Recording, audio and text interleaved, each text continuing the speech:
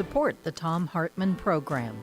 They are Raycon earbuds. Stay at home with better sound. More info at buyraycon.com/Tom. Omega XL, which according to clinical research helps joints. More info at omegaxl.com/Tom. CB Distillery, CBD for sleeping. More info at cbdistillery.com, code Tom. The Clean Phone Pro, phone sanitizer and charger. More info at thenewdealshop.com. Keeps hair loss treatment. More info at keeps.com/Tom. And Teeth, Smarter Pet Dental Health. For more info, teeth.com, code Tom.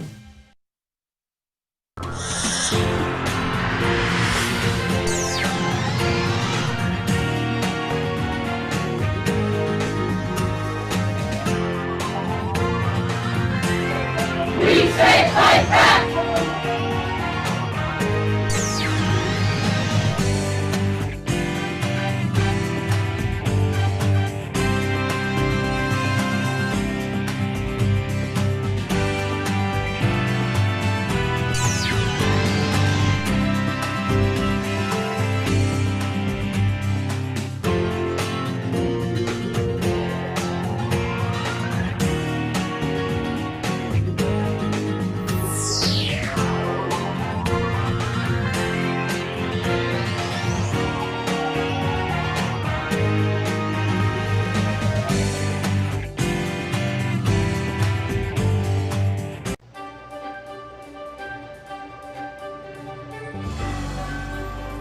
Our book today in the Thom Hartmann Book Club is by Ruth Marcus, Supreme Ambition, Brett Kavanaugh and the Conservative Takeover.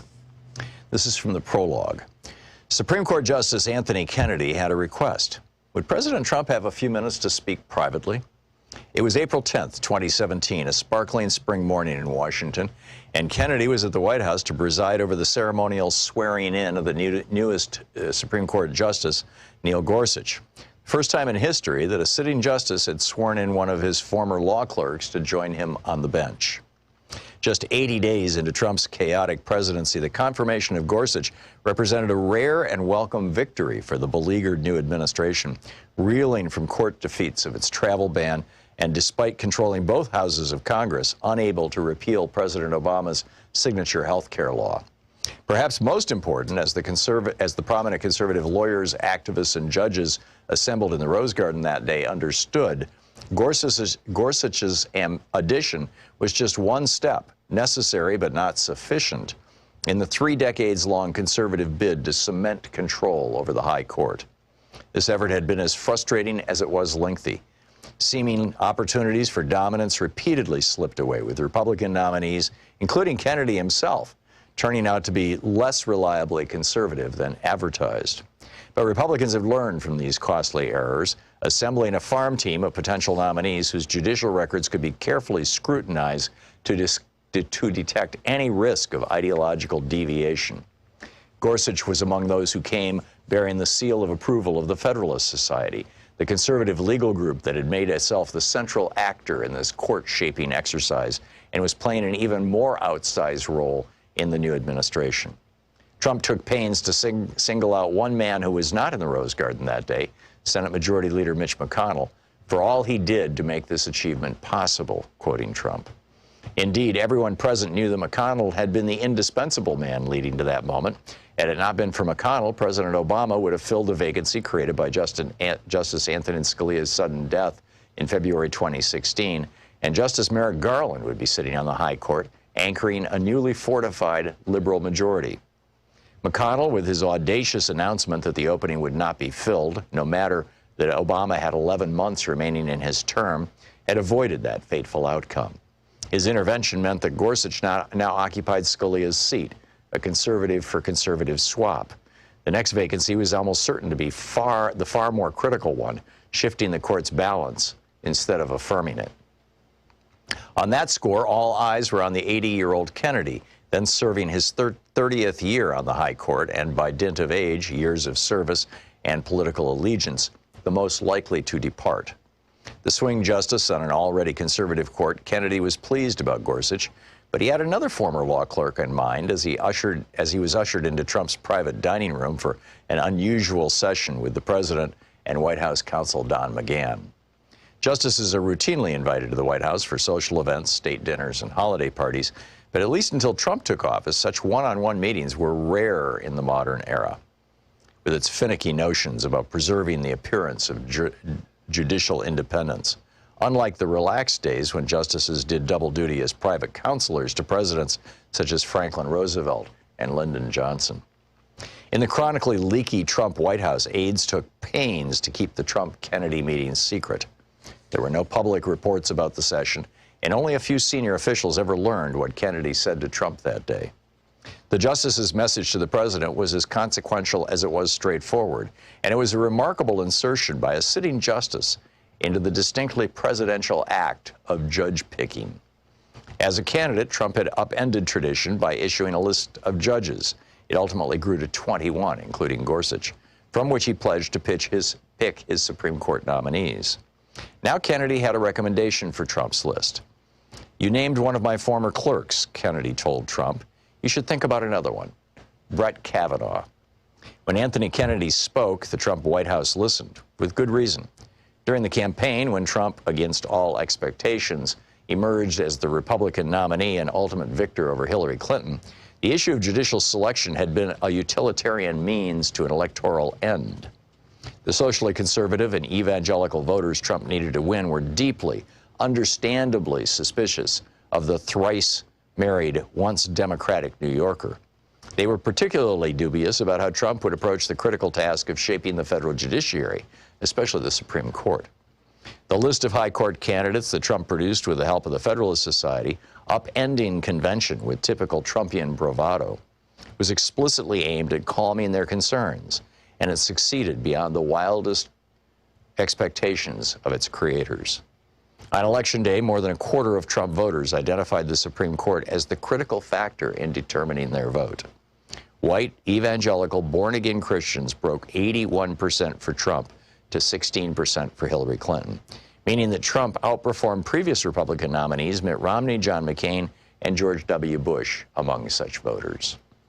In office, Trump not only keenly understood the politics of judicial selection and its importance for his reelection, he also gained a new appreciation for what the Supreme Court meant to a president's legacy. Thanks to McConnell's ruthlessness, Trump had inherited what no president had before, the gift of an existing vacancy. Supreme Ambition by Ruth Marcus.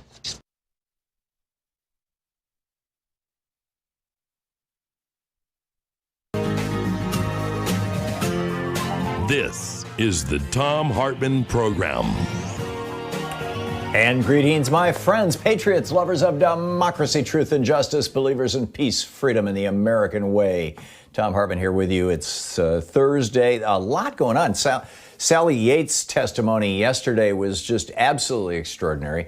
Before the United States Senate, she essentially the Intelligence Committee, essentially said, no, we never sat around in the White House. Obama, Biden, none of them sat around and said, hey, let's get Trump. No, we were concerned because Michael Flynn was having secret conversations with the Russian ambassador and then lying to the FBI about it. And we knew that he was having the conversations, and we knew he was lying, and he was the national security advisor. And it's like, well, what the hell? I mean, she just kind of blew up the entire thing. I think this is probably the most underreported story of the last 24 hours. Other things that are going on, the U.S. Supreme Court just said, Orange County basically was saying, we don't have to provide coronavirus protections to our prisoners because it's expensive and it's a hassle. And, hey, they're in jail. Screw them. And it got taken to the U.S. Supreme Court. And the court just said, we're with Orange County. Now, this was the 5 conservatives on the court. The 4 liberals on the court all said, no, wait a minute, there's this thing called human rights, and you should be protected from dying even when you're in jail. But, in fact, this is Sonia Sotomayor. She talked about the court rewarding bad behavior, and she said, despite knowing the severe threat posed by COVID-19 and contrary to its own apparent policies, the jail exposed its inmates to significant risk from a highly contagious and potentially deadly disease. Exactly. Yesterday, one of the things that was making news, as pretty much as our show was wrapping up, and that a lot of people were like, oh, what's going on here, is that Letitia James, the Attorney General for the state of New York, had announced that today at 11:30 Eastern Time this morning, 8:30 Pacific Time, that she would be making a big announcement of national importance. Well, she did. And we were all hoping it was that they had gotten Trump's tax returns and guess what? He's heading for jail. But no, it's Wayne LaPierre maybe going to jail. The NRA, it turns out, is a nonprofit that is chartered in New York State. It started there 148 years ago, and it's still there. And so remember the Trump Foundation? Donald Trump had this charitable foundation. The board of directors was him and his 3 kids. And I think maybe Michael Cohen. And the foundation was basically, Trump would go to rich people and say, give money to my foundation. They'd give money to his foundation, and then he would figure out ways to cycle that money to himself and his kids, or to buy paintings of himself. Well, Letitia James sued the Trump Foundation and took it down. And that now she's doing the same thing with it by saying, this is not legitimate nonprofit activity. And they had to shut down the foundation, and Trump's 3 kids all had to go through court-mandated training on how to not run a nonprofit fraudulently. Honest to God, another one of the most unreported stories. Well, now Letitia James is saying, same thing with the NRA. She has sued not just the NRA, she's suing that to be dissolved, but she's also suing 4 of the top NRA current and previous leaders, principally Wayne LaPierre, and then John Fraser, Josh Powell, and Woody Phillips. And she's saying that basically they, quote, violated numerous state and federal laws, end quote, by enriching themselves, their friends, their families, and their buddies, and basically scammed $64 million out of the NRA over just the last 3 years. Letitia James, by the way, when she was running for Attorney General in New York back in 2018, described the NRA as, quote, a terrorist organization. So you can imagine how the NRA is reacting to her efforts to shut them down. The New York Times yesterday reporting that the Deutsche Bank records were actually delivered to the New York Attorney General's office, so we'll see how that shakes out. Meanwhile, the Republican hostility to helping people who lost their jobs because of the coronavirus is this is just mind-boggling. I mean, one of the things I'd like to put on the table to discuss with you is, will the coronavirus be the thing? Finally, after all these years, after 40 years of Reaganomics and lies to the Republican Party, will it be the coronavirus that finally causes Americans to go, oh yeah, those Republicans have been lying to us all this time? I mean, they don't want people to get long-term unemployment. You'll recall, back during the crash in 2008, the Bush recession, if you want to call it that, the Republicans cut long-term unemployment insurance from 2 years down to 1 year, and then from 1 year down to, as I recall, 20 some odd months federal long-term unemployment insurance. Same thing now. Oh, we can't $600 a week to people. Oh, that's too much money. That people won't work if you give them $600 a week. And I'm saying, well, then why do you let people have millions and billions? But anyway, they don't want to expand health care to Americans. They don't want to do anything about climate change. All of these things, their anti-science position on the coronavirus, their anti-health position on health care, their anti-climate change position, they all come from one thing, and that's big money. Greed and big money. For decades, the tobacco industry, the fast food industry with big sugar and soft drinks and burgers, and the alcohol industries, all 3 of these major industries funded, literally for decades, funded junk science, saying that their products were actually just fine, they don't harm people.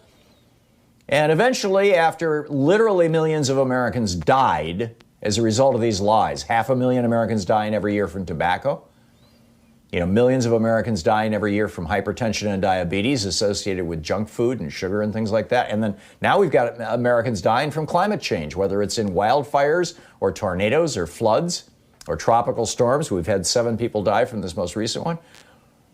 Eventually, we figured out that they were lying to us. They've been doing the same thing around climate change, Medicare, and carbon pollution. And they continue to quote phony science and say, everything's good. Status quo is just fine.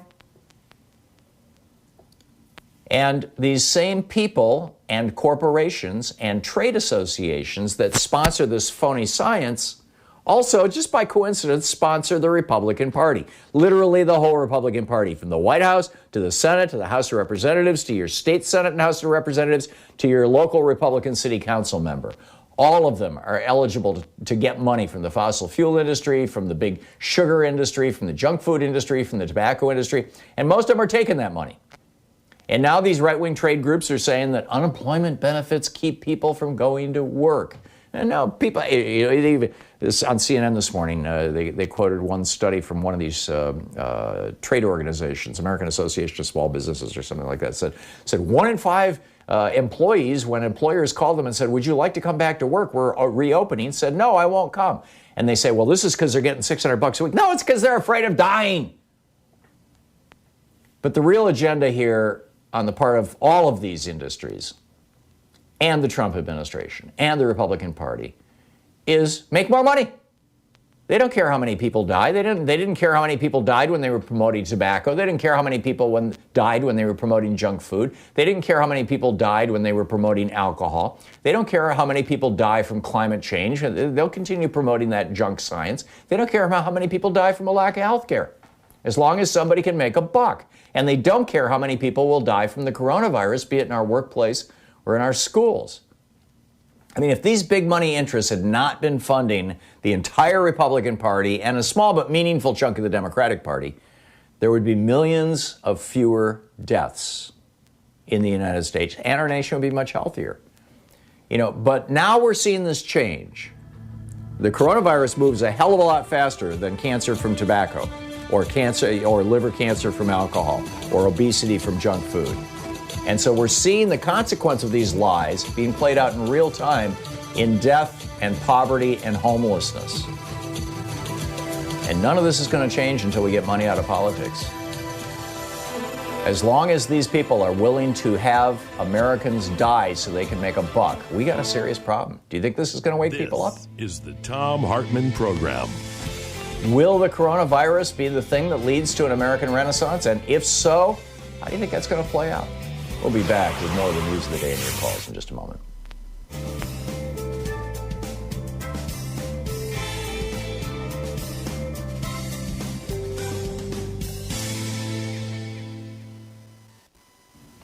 Yeah. And welcome back.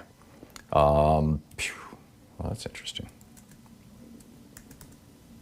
There we go. Let's see here. That's particularly important. Starving the beast is still the very loudest dog whistle out there. This is fascinating. I've talked for years about how this is a piece by Mo Khoury for Good News over at Daily Kos, and for years I've been pointing out over and over and over again that this meme that emerged with the Reagan Revolution. This, originally came out of David Stockman. He was one of the ones who kind of owned up to it. That we need to starve the beast of big government, right? Big government's a terrible thing. It's a giant beast. We need to starve it. We need to, put it out of its misery, et cetera, et cetera, et cetera. And part of the starve the beast strategy was, damage government systems. Damage the IRS to the point that it can't respond to people, damage Social Security by, laying off people so that they can't respond to people. That sort of thing is part of this process. And another part of it, and the other half of it was we do tax cuts for billionaires. And then after we do the tax cuts, we say to people who want to expand Medicare or Medicaid or who want, whatever, anything good that they might want in the world, free education for our kids in college, stuff that's just normal in the rest of the developed world. When we say, hey, we would like this stuff, then the Republicans come along and say, no, we can't afford it anymore because we don't have the tax revenue. Back in 1978, 2 years before Reagan started this as official policy, Alan Greenspan testified. This is July 14, 1978. Alan Greenspan testified to the U.S. Finance Committee. Let us remember that the basic purpose of any tax cut program in today's environment is to reduce the momentum of expenditure growth. Are you following this? Tax cuts are to cut social programs, to reduce the momentum of expenditure growth by restraining the amount of revenue available. And trust that there is a political limit to deficits. There we go. I mean, you know, this is, he just laid this out. And then Lee Atwater, of course, said the same thing. He said tax cuts for the rich are okay with the base because, you know, as long as blacks get hurt worse. That was his exact phrase. And, you know, they're at it again. They are absolutely at it again. And I just find the whole thing mind-boggling that this is happening, that this is even possible. So, and they will be, I predict, they will be soon reverting back to this strategy. We've got to cut more taxes, right? They're trying to do it with the payroll tax, the FICA tax, in order to cut Social Security and Medicare. I think that's going to be next. We'll be back. It's 20 minutes past the hour. Stick around.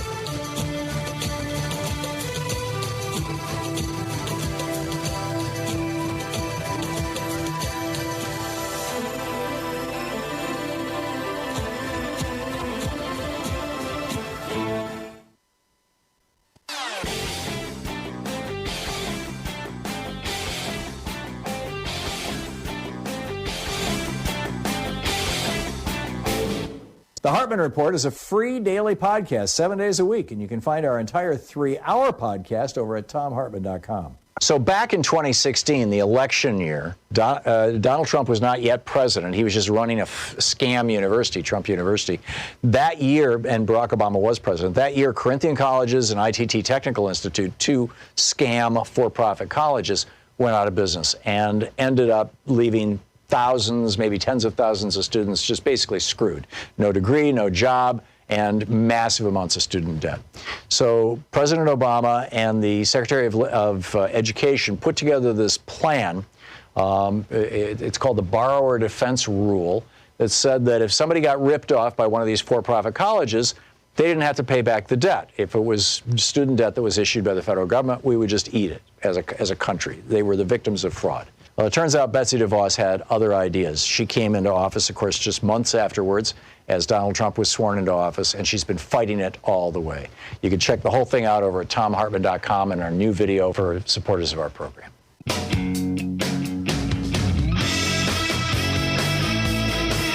There's another really kind of, I don't know, what would you say, weird, interesting dynamic going on in the Republican Party right now that I think is extraordinary. We've got the Republican Party trying to, on the one hand, figure out a way to embrace black voters, and on the other hand, trashing black people. We see this Kanye West, whose wife, Kim Kardashian West, is out there saying he is mentally ill. He has a serious problem with bipolar disorder. Please do not feed this behavior. I mean, I'm not sure she said, please do not feed this behavior, but she has clearly on multiple occasions said he's mentally ill. And all you have to do is watch his behavior over the last year or so to see that, you know, this is a guy, he's the classic, you know, brilliant artist, right? I mean, you know, it's like Van Gogh was almost certainly suffering from either schizophrenia or bipolar disorder and ended up cutting off his own ear as a consequence of it. You know, the tortured artist, the artist who is struggling with mental health and mental illness, but out of that mental illness, every now and then come just absolute sparks of brilliance. That's Kanye West. As a performer, as an artist, he's brilliant.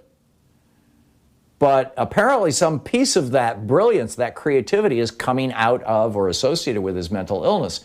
Or maybe not. Maybe he's just, a good artist who also happens to be mentally ill. But whatever the case may be, the Republican Party and the Trump administration want to exploit this guy and his struggle to try to win the election, to try to keep, Trump in the White House. And my question is, really? I mean, is this, do the Republicans really think that African Americans in the United States will vote for any old person, even somebody who is mentally ill running for president of the United States, just because their skin is black or dark? Do they really think that? Apparently they do. And what does this say about, how Republicans regard African Americans, or more broad, people of color more broadly? This is from today's New York Times, actually it was yesterday's, by Danny Hakim and Maggie Haberman. The headline: Republicans aid Kanye West's bid to get on the 2020 ballot. And they write, the effort to get Kanye West on the ballot as a third-party candidate in several states is increasingly looking like an operation run by President Trump's allies and Republican activists that is aimed at diverting votes from Joe Biden. Now, this is a process known as rat effing, right? Rat bleeping. You know how to fill in the word. And this was something that Roger Stone was promoting very aggressively back during the Nixon years. This is how they took down Ed Muskie. Richard Nixon in the 1972 election knew that he could beat George McGovern, but he also knew that Ed Muskie, the senator from Maine, would beat Nixon. I mean, the polls just clearly showed this. So they sent Chuck Colson and a bunch of other guys up to Maine to mess with Muskie's head. And, according to some reports, give him LSD, and he ended up, standing in the back of a pickup truck crying about his wife. And they took down Ed Muskie so that they could run against George McGovern and have a blowout victory. Well, this was apparently something Roger Stone had something to do with or engineered, and now they think that they're going to do the same thing. Lane Ruland, a lawyer who worked for the Trump campaign, dropped off signatures in Wisconsin day before yesterday. The Milwaukee Sentinel-Journal said at least 5 other people connected to Mr. West's Wisconsin bid are active in the Republican Party or are Trump supporters. Other people active in the party are connected to Mr. West's candidacy. One operative, Mark Jacoby, is an executive at a company called Let the Voters Decide, which has been collecting signatures for the West campaign in Ohio, West Virginia, and Arkansas. And then Rudy Giuliani goes on Fox News. And I believe it was this morning. It was on Fox and Friends. And he says, you know who knows America? You know who knows the best? African Americans. I've actually had them tell me, why aren't they classified as a terrorist group? He's talking about Black Lives Matter. Just because they're black and nobody can say it? These are killers. These are people who hate white people. Yeah.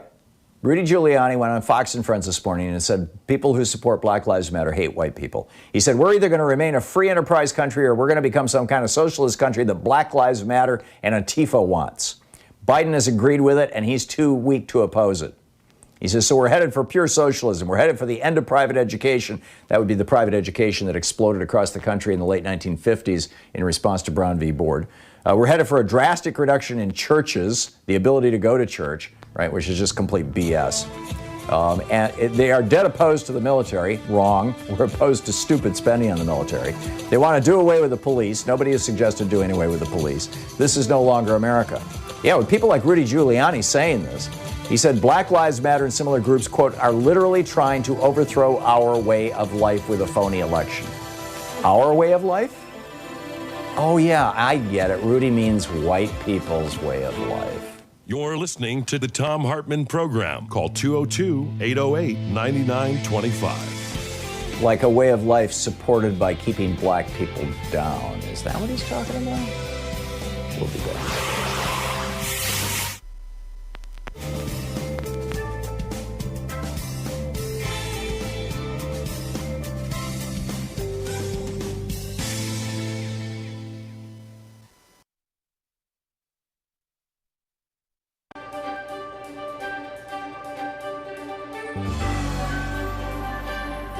Our book today in the Thom Hartmann Book Club is The Tribalization of Politics, How Rush Limbaugh's Race-Baiting Rhetoric on the Obama Presidency Paved the Way for Trump, by Ian Refowitz, or Refowitz. Donald Trump owns, this is from the first chapter, Donald Trump owns conservative media 100% lock, stock, and barrel. Full of bluster and bombast, Trump uses modern media tools like Twitter to directly blast the nation with his unfiltered, uninformed, and uncivil messages at full volume. To those outside the conservative media bubble, it may seem as though Trump is the entire ballgame. Sure, Fox News is a presence, but the news channel has reconstituted itself these days as state media, singular in purpose, to prop up Trump's candidacy. Whatever the, quote, conservative message might be these days, it doesn't exist without Trump. It's Trump who sets the agenda. It is Trump who determines the message, and it is Trump who decides who best can sell it. 10 out of 10 times, it's Trump. Thus, in this world of Trump, Trump, Trump, and more Trump, it is easy for the uninitiated to forget that in addition to the president's Twitter account, conservatives have built a massive media machine to promote a message that is often at odds with reality and the American mainstream. Forged in the aftermath of Barry Goldwater's 1964 landslide loss, this massive network of conservative TV, radio, print, and online outlets have allowed them to build an alternative reality so powerful and convincing that entire swaths of the country are held in thrall. A Pew study in 2017 found that 40% of Trump voters relied on Fox News as their main source of news. Meanwhile, only 3% of Hillary Clinton voters relied on any cable news channel as their primary source of information. Conservative websites like the Daily Caller and Breitbart reach millions. Social media like Facebook and Twitter is awash in conservative voices, further amplified by Russian bots. And the dark web has given voice to the darkest fringes of the conservative world, from white supremacists to conspiracy theorists like the QAnon crew, convinced of a deep state conspiracy against Trump, fueled by child sex traffickers like Hillary Clinton. But nothing reaches more conservative voices than AM radio. Once the province of music stations, the emergence of FM radio led to a mass migration to the higher quality band that left AM radio in severe decline. Talk radio didn't require that same level of quality audio, and station operators embraced the format. The elimination of the Fairness Doctrine in 1987 made it possible for conservatives to take over the dial without concern that political balance was required.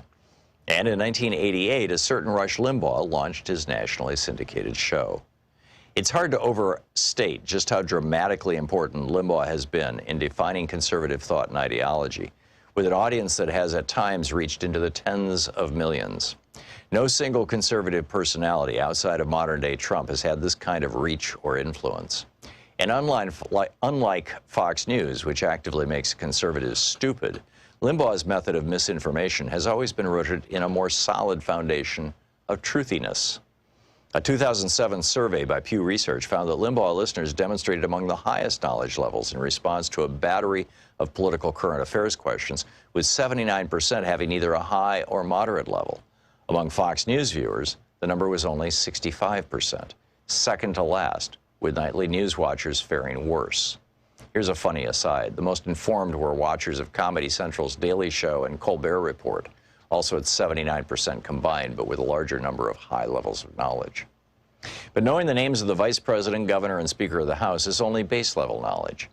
Limbaugh may accurately impart such information, but as this book shows, his pernicious twisting of facts, out-of-context quotes, and toxic editorializing have done far worse damage to our country than whether someone knows or doesn't know the name of the Supreme Court, of the Chief Justice of the Supreme Court. If you are anything like me, the sheer amount of misinformation stated by Rush Limbaugh in the pages ahead will shock and anger you deeply. Not just about how Limbaugh twisted the truth. As Ian notes early on, Limbaugh launched his coverage of the Obama presidency with four simple words: I hope he fails. With that goal in mind, nothing would stop Limbaugh from spending the next years reinforcing the narrative of failure. The truth never stood a chance.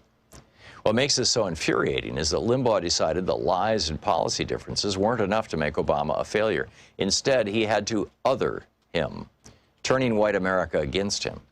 And he did that with pure, unfiltered, unadulterated racism. I was shocked when Ian first told me about this project. He's literally going to go through 8 years of Rush Limbaugh transcripts. I was shocked again when he told me he was finished. He actually read 8 years of Rush Limbaugh transcripts. But that was nothing like the jolt from seeing the result of that thankless labor. His comprehensive transcribing of Limbaugh's hate, always in full context. What these pages show are the words of a white supremacist. And you'll find yourself, like me, wondering how the hell he has gotten away with talking like a KKK Grand Dragon in modern-day America. There's nothing subtle about what you're about to read. For example, when Barack Obama talked about the disparities in policing between white and black Americans, as objective and uncontroversial an observation as possible, Limbaugh happily ranted about the president carrying out, quote, a purposeful effort here to divide people in this country along racial lines, end quote. Pointing out racism to conservatives is always worse than the actual racism itself. The book, The Tribalization of Politics by Ian Refowitz. Will the virus stop the Trump cult the way defeat in World War II stopped the fascist cult? Dr. Michael Mann is with us on how the Trump administration boosts deregulation by undervaluing the impacts of climate change. Tony Corbo drops by about a new rule. Americans are now eating chickens with cancer. Ew, is that healthy? He'll let you know. Jenny Harbine tells us about a new lawsuit to stop Trump from handing public land to coal companies. Plus, geeky science. School openings? Well, studies now show young kids could spread COVID-19 as easily as older children and adults. Tune into the Science Revolution wherever fine podcasts are available.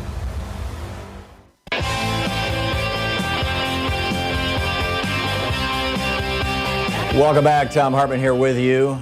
And boy, there is like so much going on in the world. I wanted to talk about elite contact tracers. By the way, if you're trying to get through on the telephones, we've got some sort of weird problem with our phones. We'll get back. I'll let you, I'll keep you up to date on how we're doing with that.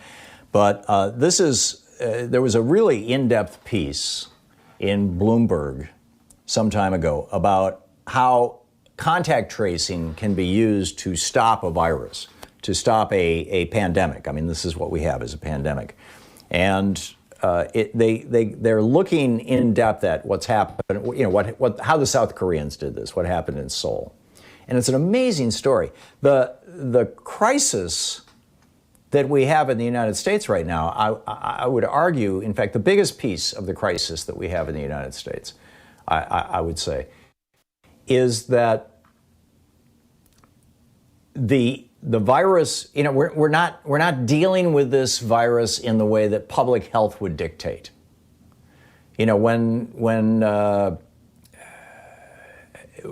throughout the years, for the last, 80 or 100 years, as long as we've had basically public health agencies around the United States, when there was an outbreak of syphilis or gonorrhea or polio, really serious diseases, venereal diseases, childhood illnesses, not so much for the ones that you couldn't do much about, but, particularly polio, and tuberculosis. We used to do contact tracing for all of those diseases. If somebody showed up with TB, you would find out who they'd been in contact with and who they lived around. And TB is fairly hard to transmit, but it is a contagious disease. And and the same with sexually transmitted diseases. They're fairly hard to transmit. You got to have sex with somebody, but still they're transmissible. And so you do contact tracing. Well, contact tracing is like kind of coronavirus 101. And Donald Trump and the Republicans at the federal level have basically been saying, we're not going to do anything about this. This is a natural process. We're going to let it burn through the American population. We have 20%, 22% of the world's deaths. We have 20% of the world's cases. We're 4% of the world's population, 4.5%. And why is that? Well, because we're not doing what literally every other developed country in the world has already done, which is establish widespread testing and contact tracing. In fact, our testing this month is down 6% from what it was, this month is down 6% from what it was last month. Testing is going down in the United States. Now, nobody's sure exactly why that is. These are week over week numbers. They think that it might be that because of the hurricane or the tropical storm, running through Florida, Florida shut down and basically stopped reporting numbers. And that might have something to do with it. As it's going up the East Coast, a lot of these states just, hey, there's other priorities. We don't know. Or is it that the labs got overwhelmed and, by the outbreaks in all these red states and tried to pump out all kinds of tests and ran out of reagents? They didn't anticipate that this was coming. They believed, apparently, along with Donald Trump, that and Jared Kushner, that, it's just a disease that's killing people in blue states. It's only killing Democrats. We don't have to worry about that. And it kills old people. Those are Social Security voters. We don't care about them. Excuse me. So in Korea, they figured out how to do this, how to beat this. And this is an absolutely fascinating study. They started out talking about how back in May of this year, when there was a coronavirus outbreak that hit the nightclubs in Seoul. Seoul is the major city in South Korea. I think it's got something like 10 or 11 million people, maybe more than that. I think the whole metropolitan area might be as much as 20 million people. It's huge. And I've been there many times. And so what they did was basically they unleashed a SWAT team on this, their version of the Navy SEALs. This was an elite team of epidemiologists, database specialists, and laboratory technicians who fanned out across Seoul to find out what's going on. As Hugh C. Lee writes for Bloomberg News, an old-school shoe leather investigation showed that the virus had jumped from a nightclub visitor to a student to a taxi driver and then alarmingly to a warehouse employee who worked with 4,000 other people. So they were literally able to follow this. It starts out with somebody who goes to a nightclub, then somebody at the nightclub is a student, he gets it, he takes it to a taxi driver, and then the taxi driver takes it to a warehouse employee who infects a warehouse employee who infects 4,000 other people, or who works with 4,000 other people. Thousands of that employee's coworkers, their family members and contacts were approached, and 9,000 people were tested as a result of one person who was sick in a nightclub. 2 weeks later, the warehouse flare-up was mostly extinguished and the infections were curtailed at 152 infections. So Seoul had an outbreak, Seoul, South Korea had an outbreak of one person who infected one other person who infected one other person who had the potential to infect 9,000 people or 4,000 people. And when they looked at all the contacts of all these people and all the people who had been in the nightclub and everything else, they went out and they did 9,000 tests and identified 152 people who had the virus and put them all in quarantine. That's why the number of daily new cases in South Korea for the last 2 months, new cases, keep in mind, new cases in the United States right now is around 60,000 a day. We were down into the 50s, high 50s. This virus keeps following the same trajectory, which is it gets bad. The bad, as it were, hits the news. People start dying. Hospitals are running out of ICU beds. Ventilators are in short supply. Families are on TV sobbing. So it hits the news. And then people watch the news and they go, oh my God, the virus just got bad. And so they start wearing masks and they start social distancing and they don't go to restaurants and events that, where they might contract the virus. And for a couple of weeks, everybody gets good. And then what happens, everybody, it goes back down again. The number of cases goes back down again. And people go, hey, cool, everything's good. This is how it was here in Oregon. Or in Portland just maybe 3 or 4 weeks ago. It was like, the entire state's only getting 200 cases a day. And in Portland, we're diagnosed. This isn't deaths. This is just diagnosed cases. And in Portland, we were at like 50 a day, 60. It's or Multnomah County.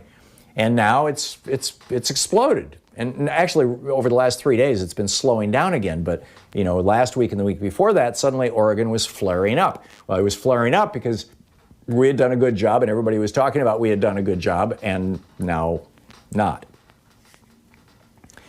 So in Seoul, South Korea, they peaked at 800 cases. That was in February. This is when they started this. You know, consider that Los Angeles County is adding 3,000 new cases a day. And by the way, more than half, more than 50% of the new cases being diagnosed in Los Angeles County are people under 30. Let that sink in. These are young people. And they're being diagnosed because they're being tested. They're being tested because in many cases they have symptoms. They're getting sick. So in South Korea now, flare-ups have shrunk from a weekly average of about a dozen to less than 6 this past week. So a flare-up is where, you know, one person has it and suddenly, you know, in their circle, at work and socially and the family and friends and all this kind of stuff, you end up with 6, 8, 10 new cases. That's a little local flare-up. South Korea can talk about flare-ups because they're testing everybody. We can't even talk about flare-ups. We don't even know what a damn flare-up is, most Americans, because we have not got, we never got the virus down to the point where it wasn't flaring up all over the place. Our plateau that Donald Trump thought was so wonderful was 20,000 new cases a day. We're up to 60,000 new cases a day now, more or less. So, you know, going back to South Korea, the total number of cases in the country is 14,000. The total number of deaths in the country is 300. That's total. Now, and of that 14,000 cases, many of them have resolved now, but that's the most that they ever hit. Right? We're at 500,000 cases and 170,000 deaths. They're at 300 deaths, and most of those in South Korea were in February and March. This is how other countries get this under control. And this is how we failed to get it under control. And Trump is believing, apparently, that this is like the flu. It'll just go away when the weather changes. You're listening to Thom Hartmann. Visit ThomHartmann.com for audio and video archives. The flu, it turns out, is, you know, a virus that's vulnerable to a temperature and humidity. Coronavirus, not so much.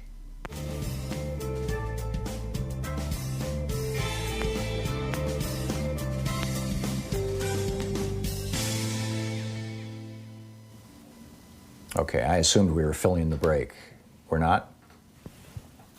Okay. Okay, let me find some content here for you. And, oh, this is interesting. Chad Wolf. Chad Wolf is the head of Homeland Security, right? And he's our top cop here in the United States right now. And he's the acting Secretary of Homeland Security because Trump doesn't think that he could get approval by the Senate. Why? Because he's a lobbyist. We put a lobbyist in charge of the Department of Homeland Security, honest to God. I mean, we've got lobbyists in charge of everything, right? There's a lobbyist, an oil lobbyist in charge of the EPA, a coal lobbyist in charge of Interior, a telco, a Verizon lobbyist in charge of the FCC. You pick your agency. Odds are there's a lobbyist in charge of it. If it's not a lobbyist, it's somebody who gave, you know, a couple $1 million to the Donald Trump campaign or to Donald Trump. And Chad Wolf is, you know, hey, surprise, surprise, in that category. And so what happens when lobbyists are put in charge of federal agencies? Federal agencies that spend billions of dollars a day? Well, somehow lots and lots of that money makes its way to that lobbyist's former clients. And, you know, that's very clearly what's going on. Several of Wolf's former clients reaped a total of at least $160 million in contracts from the Department of Homeland Security. This is from Brian Schwartz wrote this for American Bridge to the 21st Century, this group. Kyle Morse, the spokesperson for American Bridge, says Donald Trump and Chad Wolf's flagrant conflicts of interest screw taxpayers while rewarding their crony friends and special interests. When voters sent Trump to Washington, they thought he would, quote, drain the swamp. Right? In reality, he's created an unparalleled culture of corruption, proving that his campaign talking point is nothing more than another in a long line of broken promises. The American people deserve better and will choose to build back a better country on Election Day. Several former lobbying clients of Chad Wolf, Brian Schatz writes, now the acting Secretary of Homeland Security, have received millions of dollars worth of government contracts, while he has held senior positions within the department. He was serving under Christian Nielsen before that. So who got the money and how? Well, let's see here. American Science and Engineering, an X-ray equipment manufacturer, ABB, an automation company based in Switzerland, Analogic Corporation, a technology business owned by private equity firm Alteris. It goes on and on. One American Science and Engineering contract, which took effect on July 1st, is worth $80 million, a filing says. The company, in this case, is dedicated to supplying customs and border protection, but they're under DHS, so Chad can decide who gets the money. AS&E, which according to its website is now owned by Rapid Scan Systems, saw at least $93 million. Analogic got $9 million. They just, it just goes on and on. From 2008 to 2010, Wolf lobbied TSA for Analogic. So the company that he lobbied on behalf of, ABB, the other company that got the big contract, ABB had tapped Wolf to lobby Congress on their behalf. And they've seen a major contract go their way, while Wolf is at the top of DHS. I mean, it's remarkable. Swamp, meet America. We'll be right back.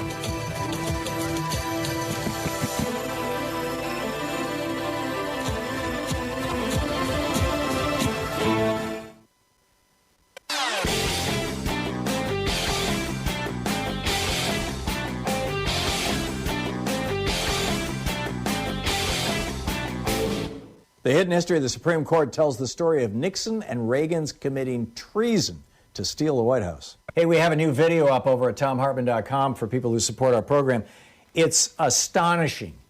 Just think about this. This year alone, with this one source of revenue, according to Senator Bernie Sanders, quote, this year alone, we could fund tuition-free college for all, eliminate child hunger, ensure clean drinking water for every American household, build 500,000 affordable housing units, provide face masks for everybody, produce the protective gear and medical supplies our health workers need for the pandemic, and fully fund the U.S. Post Office.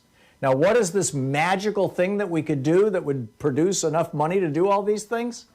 Fund the Internal Revenue Service. Republicans have cut its funding so badly since 2010 that fully a third of their enforcement is no longer happening. And tax cheats have walked off, or they're basically refusing to pay over $260 billion in taxes this year. You can hear the whole thing over at thomhartmann.com.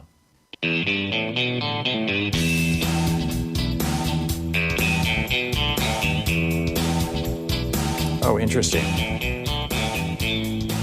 I just got this text. Our phone provider, our phone company, is experiencing an outage on 3 of their servers. They're on site at one of their data centers right now and attempting to repair. Currently, no estimated time of repair, but they say they've already restored some services. So that apparently is why we don't have a phone. As various phone companies around the country are moving, more and more to basically being online and things like that. This is what happens. But anyhow, nonetheless, I have a big stack of stuff to share with you. I think one of the more, again, there's so many stories that just don't get that much press. One of the other ones that I thought was really important. In 2016, as Mark Sumner points out over at Daily Kos, in 2016, Donald Trump and his campaign team made more than 100 contacts with Russian agents in what turned out to be a successful effort to basically, as Mark Sumner says, plunder information, disseminate propaganda, and ultimately steal an election. Other Republican officials were certainly involved to some degree, particularly Senate Majority Leader Mitch McConnell, who did everything he could to block efforts to make the people aware of Russian interference and damaged election security. So now they're apparently trying it again. This is in both the House and Senate. They've given Trump a free pass on this. You know, Trump was impeached for trying to get a foreign government to involve itself in our election. And every single Republican in the Senate except Mitt Romney said, that's fine with me. Right? Over and over and over again. And Bill Barr is like, well, okay, I guess. And, you know, now you've got Devin Nunes sitting on a packet of documents prepared by a pro-Russian official from Ukraine. Now, this is where it gets interesting. In Ukraine, you've got basically, you know, two factions. You've got the pro-nationalist, you know, we're Ukraine, we're a separate country faction. And then you've got the pro-Russia faction, which says, you know, we used to be part of the Soviet Union. We would like to be again. You know, some of those folks on the eastern part or the western part of Ukraine and the central part. But on the eastern end of Ukraine, you've got a lot of people. You know, the Russians moved, you know, during the Soviet time. I mean, this is 4 or 5 generations, 3 or 4 generations. During that time, a lot of Russians, ethnic Russians, Russian-speaking people, moved into the eastern side of Ukraine. And so there, you know, there's a strong sentiment there to basically break off and become part of Russia. They speak Russian, you know. This is actually, there's a fair amount of complexity to that situation, which is usually lost. You know, all nuance is typically lost. But anyhow, because of this, you've got a bunch of folks in Ukraine who, you know, are closer to the perspective of President Putin than they are of the perspective of whoever the president of Ukraine is right at this moment. And they're cooperating and collaborating with apparently Mike Pompeo and Devin Nunes to put together a pile of anti-Biden information. Again, Joe Biden's son, Hunter, worked for this Ukrainian, or, you know, was on the board of this Ukrainian company. It was stupid. It looked bad. It continues to look bad, but apparently there was no, you know, hanky-panky there of any sort. But, you know, they're gonna trot this out. And Rudy Giuliani has been over there several times. And CNN reports Democrats have been aware that Republicans in the House and Senate, including Devin Nunes, were sent a packet of information from pro-Russian Ukrainian lawmaker Andriy Derkach in January in the midst of Trump's impeachment. And the Republicans refused to discuss what's in that packet. In fact, they won't even admit that they have it, although there's, you know, fairly solid information.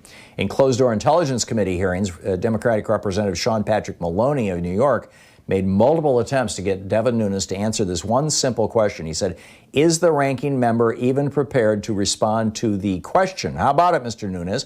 Did you receive a package from Andriy Derkach or not? And would you share it with the committee or not? And Devin Nunes just sat there and wouldn't say anything. I'm not going to say yes. I'm not going to say no. And Maloney, Sean Patrick Maloney, says, well, I guess this is a case where silence speaks volumes. And now that silence is extending to the FBI. Politico reported that after Democratic staff members became aware of the existence of the document packet, again, I'm quoting from Mark Sumner here over at Daily Kos, they requested information on the contents from the FBI. This is the staff members in Congress. Congress has oversight over the FBI. Not only has there been no information provided, there has not even been a response. You'll recall during the impeachment hearings, the White House refused to provide even one single witness or one single piece of paper to the House of Representatives Impeachment Committee. The Clinton administration cooperated fully. The Nixon administration, you know, fought it, but when the Supreme Court said, no, you've got to cooperate, they cooperated fully. Of course, it had a rather bad outcome for you know, in both cases. But now they're just not they're not cooperating. And then Bill Barr, when they asked Bill Barr about this, he's got this, you know, one of his prosecutors, John Bull Durham, right?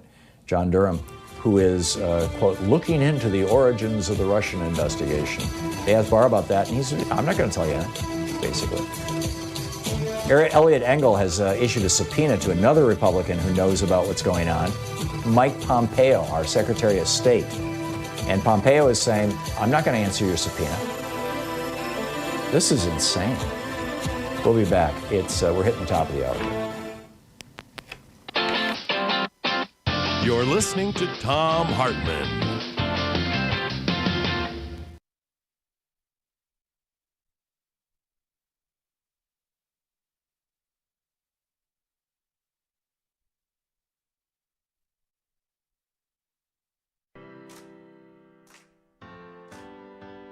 These companies support the Thom Hartmann Program. They are Raycon Earbuds. Stay at home with better sound. More info at buyraycon.com/Tom. Omega XL, which according to clinical research helps joints. More info at omegaxl.com/Tom. CB Distillery, CBD for sleeping. More info at cbdistillery.com, code Tom. The Clean Phone Pro, phone sanitizer and charger. More info at thenewdealshop.com. Keeps hair loss treatment. More info at keeps.com/Tom. And Teeth, Smarter Pet Dental Health. For more info, teeth.com, code Tom.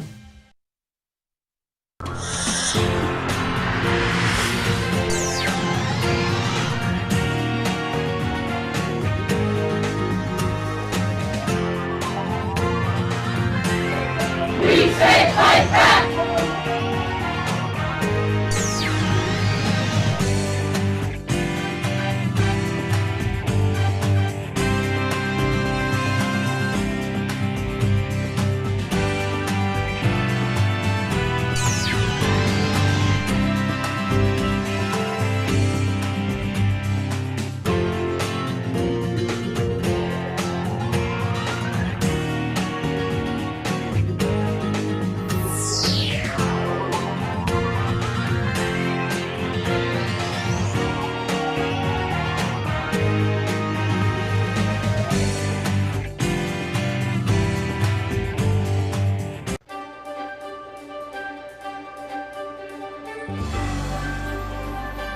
Our book today in the Thom Hartmann Book Club is The Decadent Society, How We Became the Victims of Our Own Success by Russ Douthat, a New York Times columnist.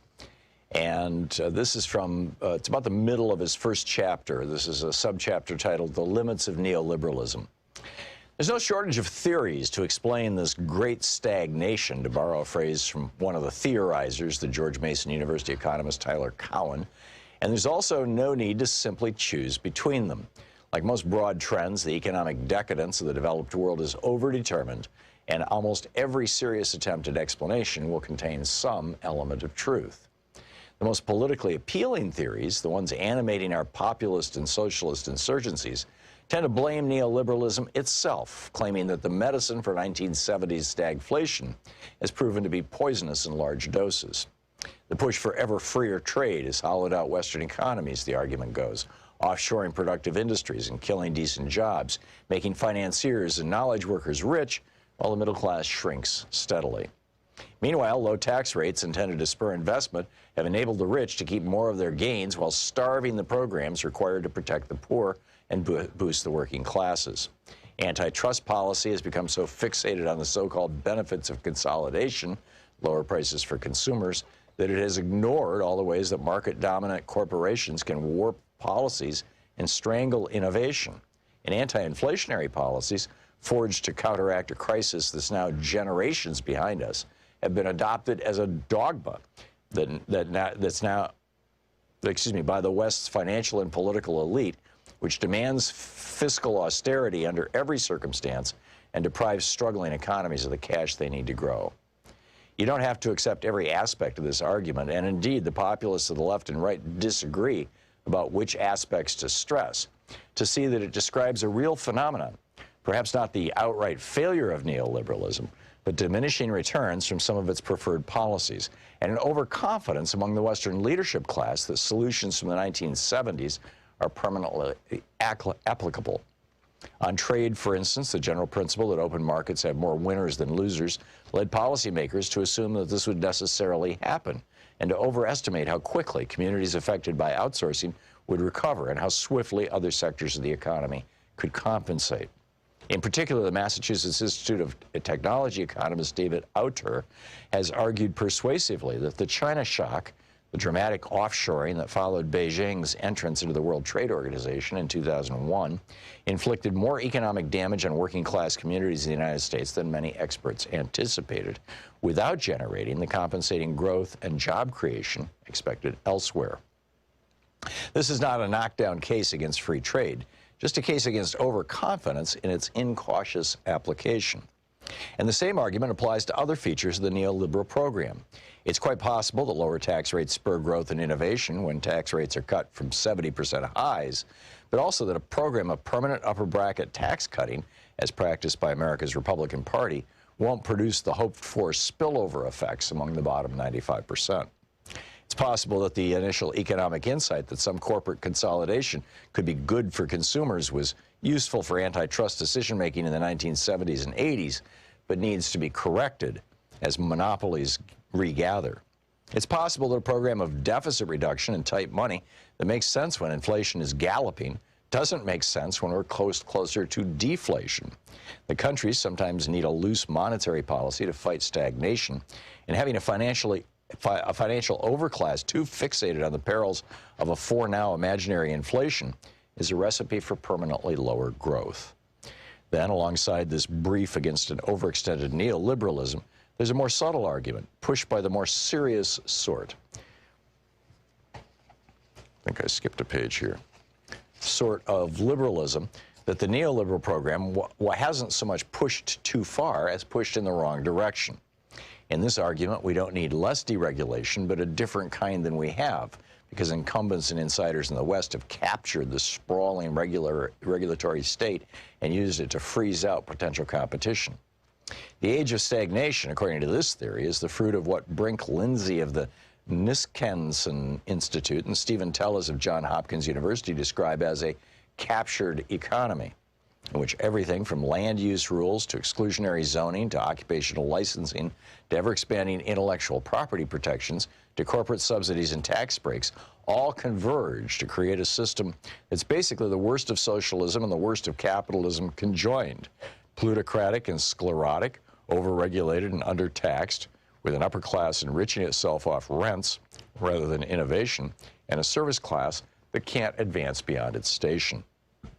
The overlap between this more libertarian argument and the left-wing critique of neoliberalism is apparent in one of the texts of the post-financial crisis left, French economist Thomas Piketty's 2013 tome Capital in the 21st Century, which mined centuries worth of statistics to argue that capitalism inherently makes the rich richer because returns on capital will always be higher than simple economic growth unless some powerful force intervenes. The forces that intervened in the 20th century were the Great Depression and 2 world wars, which not only provided the impetus for massive government interventions, but destroyed outright a great deal of capitalist wealth. The book is The Decadent Society by Russ Douthat.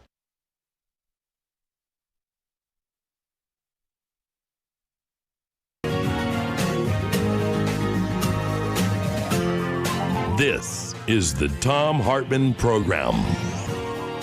Thom Hartmann here with you. I shared with you, every 2 or 3 days, it seems like I share with you one of these fundraising emails that I get from the Trump campaign. The one from, I believe it was Monday or Tuesday of this week, it was just particularly bizarre. It was, as I recall from Don Jr., I shared it with you on the air. Maybe you remember better than I do. And because I see so many of these things, I mean, I literally get 4 or 5 of them a day. And it said, Thomas, my father and I were going over our donor records, and my father pointed out to me your name and said that you have been one of our really extraordinary contributors, and therefore we would like to put you on our wall of honor. And there was a picture of Donald Trump standing in front of a bunch of plaques on a wall, implying that my name would go on a plaque that would hang on a wall in the White House. And it's like, yeah, I gave $5 back in 2015 to get on the list. It's like, what? And then today I got one. My father, this was from Eric Trump. That one I think was from Don Jr. This one, Thomas, what an honor. My father just signed one of our 2020 Make America Great hats, and now he wants to give it to you, and you is in all caps. Can you believe it? You've been one of my father's fiercest supporters from the beginning, Thomas. So when he told me of his plan to give this unique hat to a lucky patriot, we both agreed it shouldn't go to anyone else. All you have to do is contribute $30, and you'll automatically be entered to win this iconic hat. But we only have a few spots left in the entry list, so you have to act fast. And then there's the, click on here.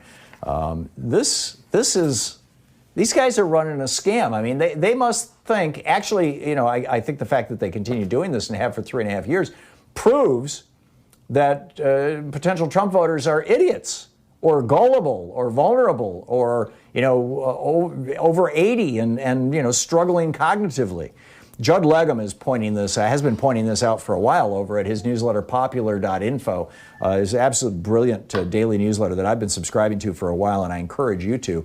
Popular.info is where you can find all about it. And Judd is on the line with us. Hey, Judd, welcome back. Hey, thanks for having me. I am so glad to have you here. You do such great work. And so tell us about the latest scam that's coming out of the Trump campaign. Okay. Judd? Oh, I didn't hear the question. Could you repeat that real quick, Tom? Just had some audio issues. Yeah, no problem. Tell us about the latest scam that's coming out of the Trump campaign, the fundraising scam. I can't hear him. Oh, that's unfortunate. Okay. Judd, can you hear me now? Yeah, I can hear you now. Thanks, Tom. Okay, great. So tell us about the latest scam coming out of the Trump campaign. Yeah, well, this is something I've been following for a while, which is there's been over 20 of these contests to have a meal with Trump, which is a fairly typical contest for these political campaigns, presidential campaigns. It started, I think Obama was probably the first person to do it, but it's a good way to raise a lot of money because people are interested in it. But one thing I noticed was that there's never any pictures of Trump with these low-dollar donors, which is not the case with Obama or any other Republicans who do contests like this. So I actually noticed there was a contest that was going on this week to have dinner with Trump in New York, in Southampton, New York. And he actually will be there for a fundraiser. But when you dig into this, there was over $100,000 in Facebook ads that were placed this week by the Trump campaign. And it was targeting states where you cannot travel to New York without quarantining for 14 days.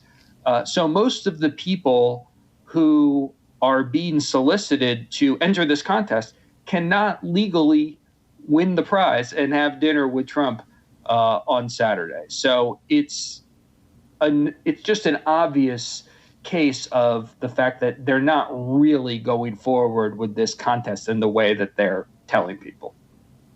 Judd, for 3.5 years, these guys have been refusing to pay local police departments for security for Trump rallies and Trump campaign rallies and things.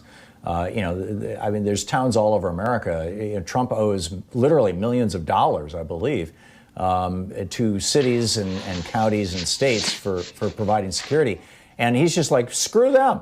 This is how he ran his real estate business. I mean, he's been sued 3,000 times by vendors who say he never paid them. So if he doesn't pay his bills, and if he doesn't pay cops for security, why would we think that he would pay for dinner for somebody who was the lucky winner of one of his contests? And if this is the kind of naked fraud that it appears to be, and we can't find anybody who actually won one of these things, isn't that the same thing that Letitia James is trying to take down the NRA for? Isn't that fraud? I mean, I think it is fraud if you run a contest and there's no winner, because you're inducing people to contribute to the campaign for a chance to win.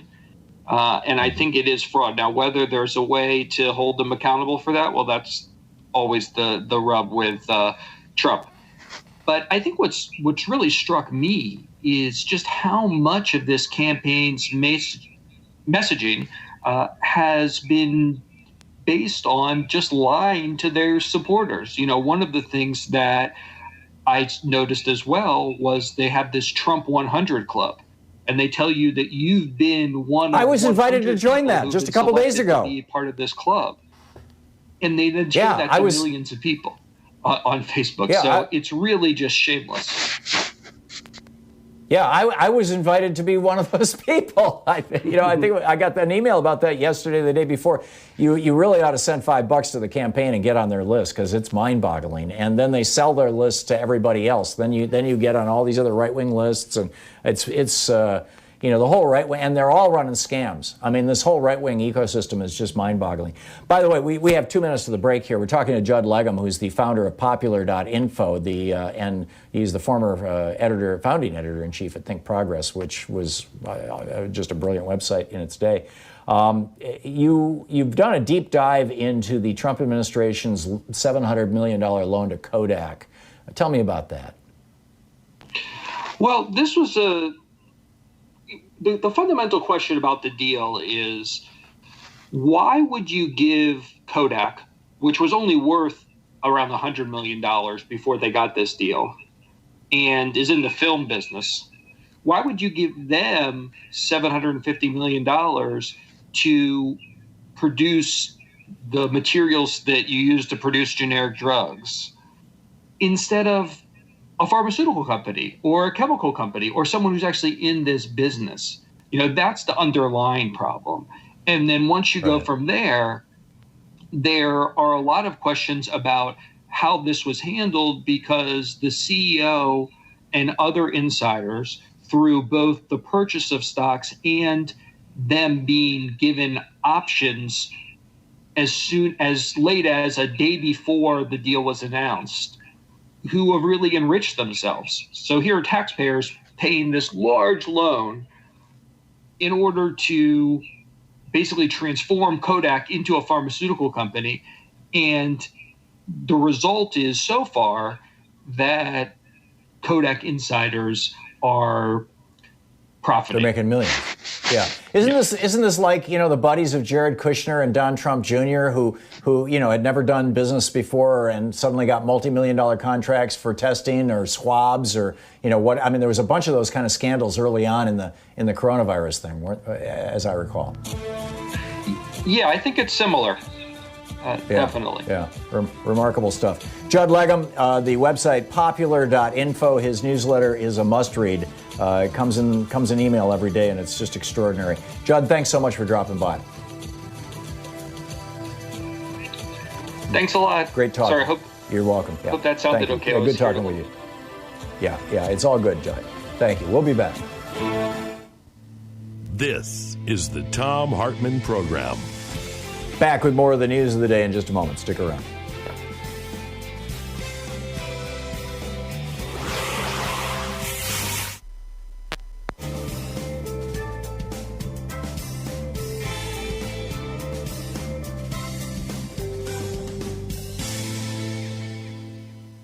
Hey, thanks so much for supporting our show. I wanted to tell you about a paper that came to my attention this morning that is pretty shocking. There are think tanks around the world that do work for big corporations or for governments and offer their products for sale.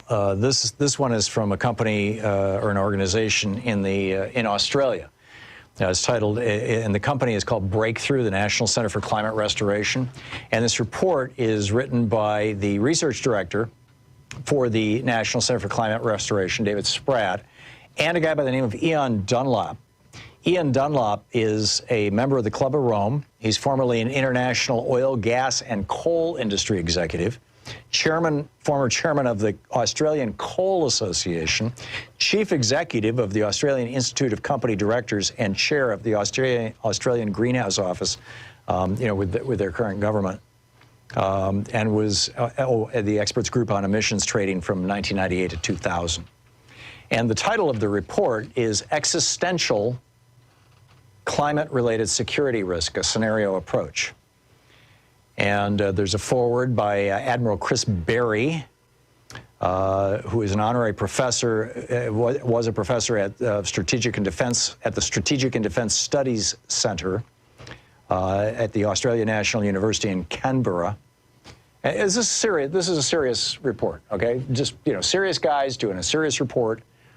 And I'm just going to read a few pieces to you. This is from page 4. Climate change now represents a near to midterm existential threat to human civilization. Page 4. Then we and then they go through all the wonky stuff and all the details, and then we get to this scenario, and this is page 8. A 2050 scenario, 2020-2030, from 2020 to 2050, they're assuming that policymakers fail to act on the evidence that the current Paris Agreement path will lock in at least 3 degrees Celsius of warming. So we hit this point, as projected in these studies. By 2030, we've reached 437 parts per million of carbon dioxide, which is unprecedented in the past 20 million years, and warming reaches 1.6 degrees Celsius. We're already over 1 degree Celsius, FYI. Then 2030 to 2050, emissions peak in 2030, then start to fall consistent with an 80% reduction in fossil fuel energy intensity by 2100. So in other words, we're starting down the road of the Paris Agreement by 2030. And he says this is far from an extreme scenario.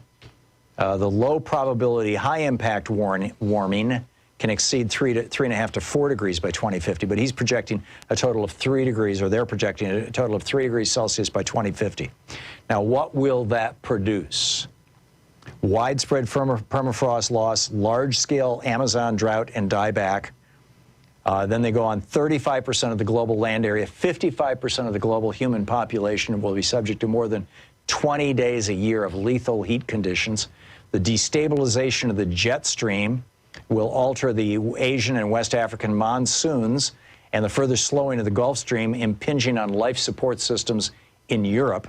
North America suffers from devastating weather, including extremes including wildfires, heat waves, drought, and inundation, floods. The Australian word for floods. The summer monsoons in China have failed.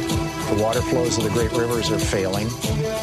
Aridification, that's desertification, the conversion of land into desert, emerges over more than 30% of the world's land surface, most severe in southern Africa, southern Mediterranean, West Asia, the Middle East, inland Australia, and across the southwestern United States.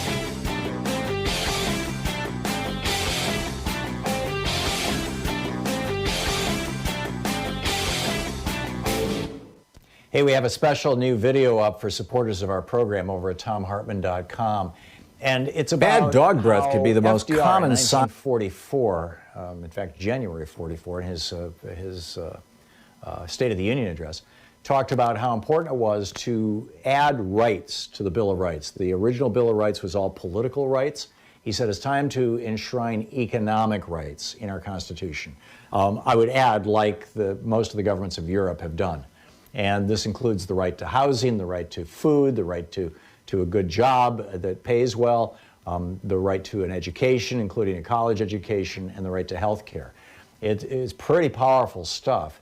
And frankly, I think that what this coronavirus crisis is proving is that we are all in this together, and that Reagan's thing about government is never going to help you was just a load of crap. And so you can check it out over at ThomHartmann.com. Daily rants and weekly op-eds at HartmannReport.com. It's free and there's no ads. HartmannReport.com.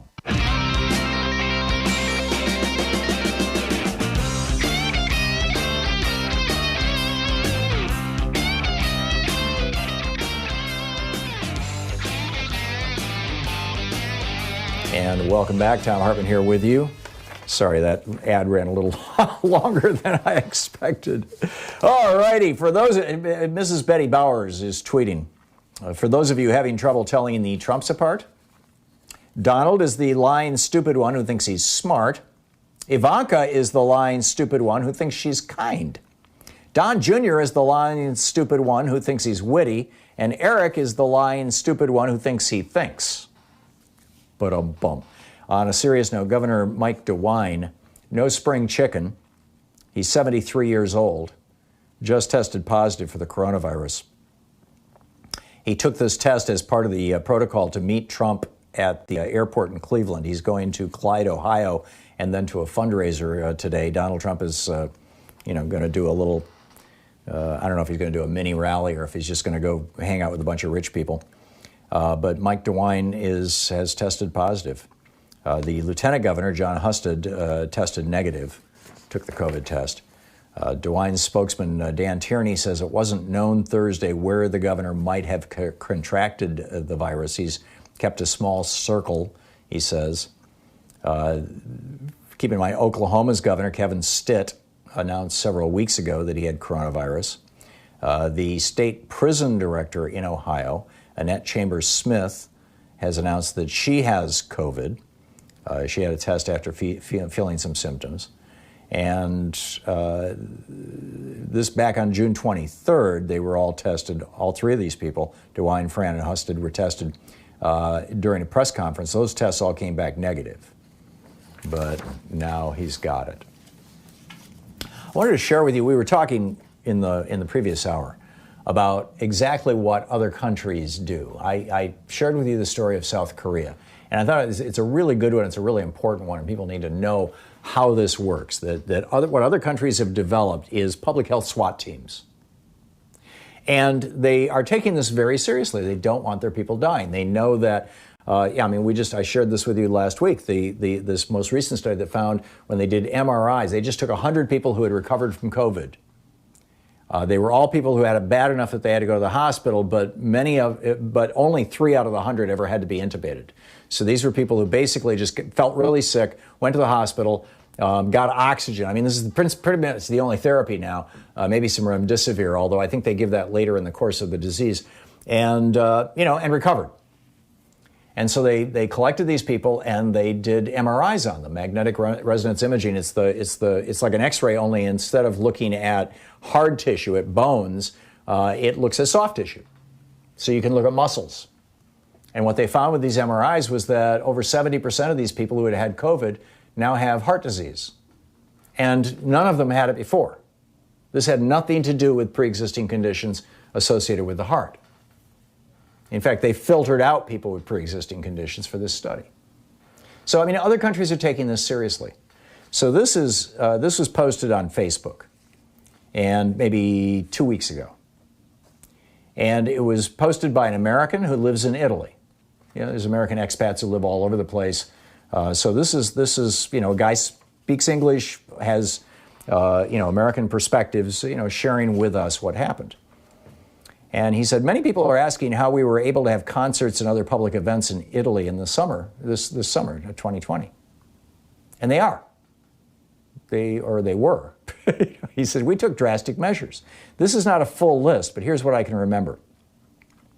We were quarantined in our homes for about 10 weeks. This was enforced by the federal government countrywide, even though some regions had very few cases of COVID. During the lockdown, only one person per family was allowed out at a time. When that one person went out, they had to carry with them, and this is an Italian word, autodichiarazione, which is a form. He said it's a form that needs to be filled out every time you go out, and it has to be dated and signed. You had to explain who you were, where you live, and where you reside, if it's a larger building, where you were going and why you were going out. So you had to fill this form out before you leave your house so that when you get stopped, you can hand it to the person who stops you, right, the police officer. And he said the only reason that you are permitted to leave your house was for food shopping, medical necessity, or if you were an essential worker.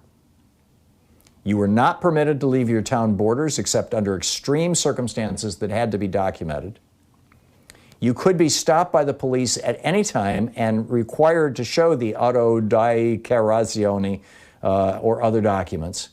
He said Matt, his associate, his colleague or friend or whatever, was stopped twice in our town of around 8,000 people. If you didn't meet the criteria or were caught outside your town borders, there were fines up to 3,000 euros, be about $3,500, $4,000, and potential jail time. He goes on, I'll share the rest of this with you when we come back from the break, because it's really extraordinary. And then, we compare that with the timeline of what Trump is doing. It's absolutely fascinating. Coming up on 28 minutes past the hour. We're still working on getting our phones up and working. We'll let you know when that happens. But step by step, our phone company appears to be on it, which is a fine thing. This is affecting a whole bunch of people apparently in the Portland area. We'll be right back. You're listening to the Thom Hartmann Program. Call 202-808-9925. And you can submit questions or things you'd like me to rant about over on Twitter or on our comments on YouTube. We'll get to those too.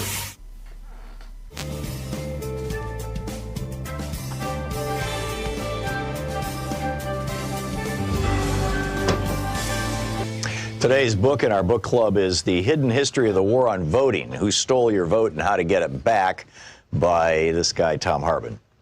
This is from chapter 1, or from the introduction, actually.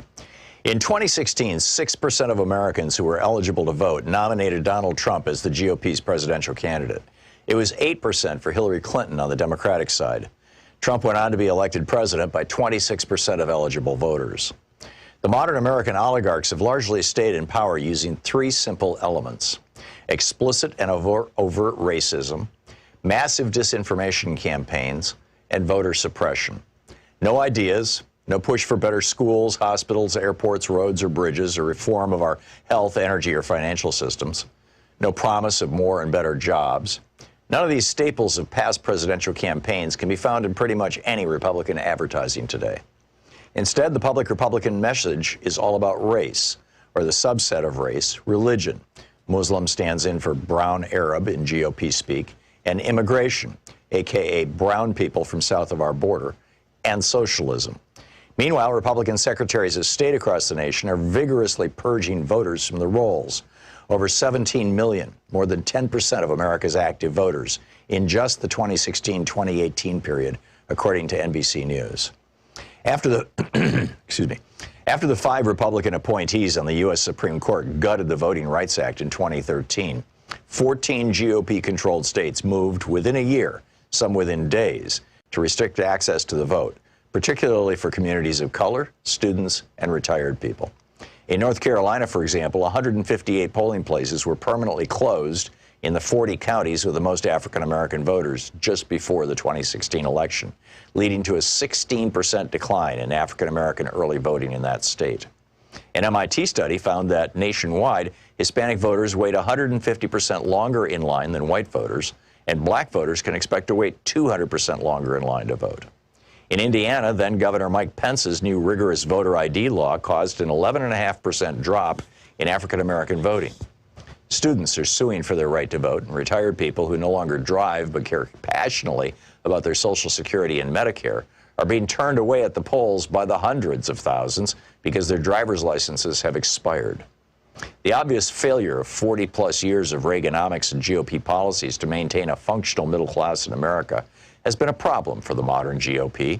In 1974, for example, the GOP had outright control of only 7 states. The message, elect us and we'll help the rich people, just didn't generally resonate with American voters. It's the reason why, outside of the fluke elections of 46 and 52, Democrats controlled the House of Representatives outright for 3 generations, from 1933 to 1996, and controlled the Senate for most of that time. Desperate to win the presidency for the GOP in 1968, Richard Nixon went so far as to commit treason by torpedoing a peace deal with President Lyndon Johnson that President Lyndon Johnson had worked out with the North and South Vietnamese. According to Abul Hassan Bani Sadr, then president of Iran, Ronald Reagan did the same thing by cutting a deal with Iran whereby they would hold on to the U.S. embassy hostages until after the 1980 presidential election, torpedoing Jimmy Carter's chances of re-election. But in 2000, the GOP changed tactics. After Reagan was almost busted for his part in Iran-Contra, he testified that he had forgotten about details of the program more than 80 times. His growing Alzheimer's spared him an indictment.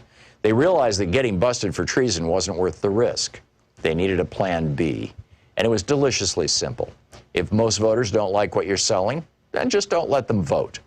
Paul Weyrich promoted this idea back in 1980 when he was campaigning for Reagan after co-founding the Heritage Foundation. And indeed, many Republican luminaries, such as William Rehnquist, who went from serving the GOP by standing in polling places and intimidating Hispanic and Native American voters in the 1960s to becoming Chief Justice of the Supreme Court, rose up through the ranks by participating in Republican-run voter intimidation schemes. Voter suppression became the foundational go-to tactic for the GOP in 2000. Although the GOP attacked Democratic presidential nominee Al Gore with smear and innuendo, ridiculing him for helping write the legislation that created the modern internet, for example, The main thing that got George W. Bush into the White House was voter suppression. His brother, Florida Governor Jeb Bush, and Bush's Secretary of State, Katherine Harris, threw somewhere between 20,000 and 90,000 African-American voters off the rolls. They were able to get the vote close enough. The 5 Republican appointees to the Supreme Court functionally awarded Bush the presidency. The BBC covered this in 2001 in 2 major investigative reports that were seen all over the world, except on any American media. By 2016, the Republican Party had fine-tuned its voter suppression and intimidation systems to the point that they ran like well-oiled machines in nearly 30 states. Between the 2012 and 2016 presidential elections, for example, Ohio had purged more than 2 million voters from its rolls, the vast majority, more than 2-to-1, in heavily African-American and Hispanic counties. The 5 Republican appointees on the Supreme Court ruled in 2017 that they could keep it up. And other states have since adopted their new tactic of caging voters. The book, The Hidden History of the War on Voting, by me.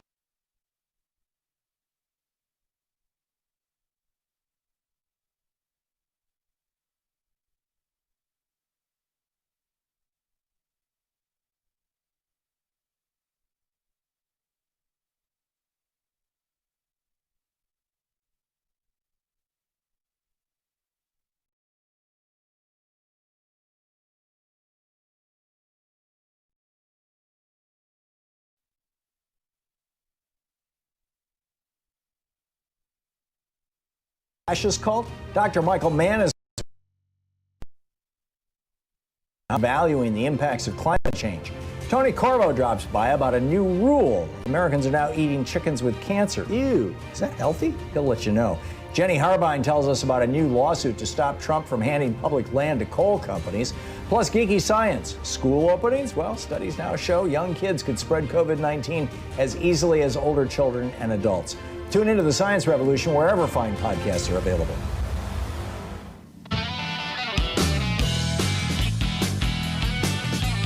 Welcome back. Thom Hartmann here with you. I've got some YouTube comments to share with you, a couple of questions from Twitter. I wanted to first, though,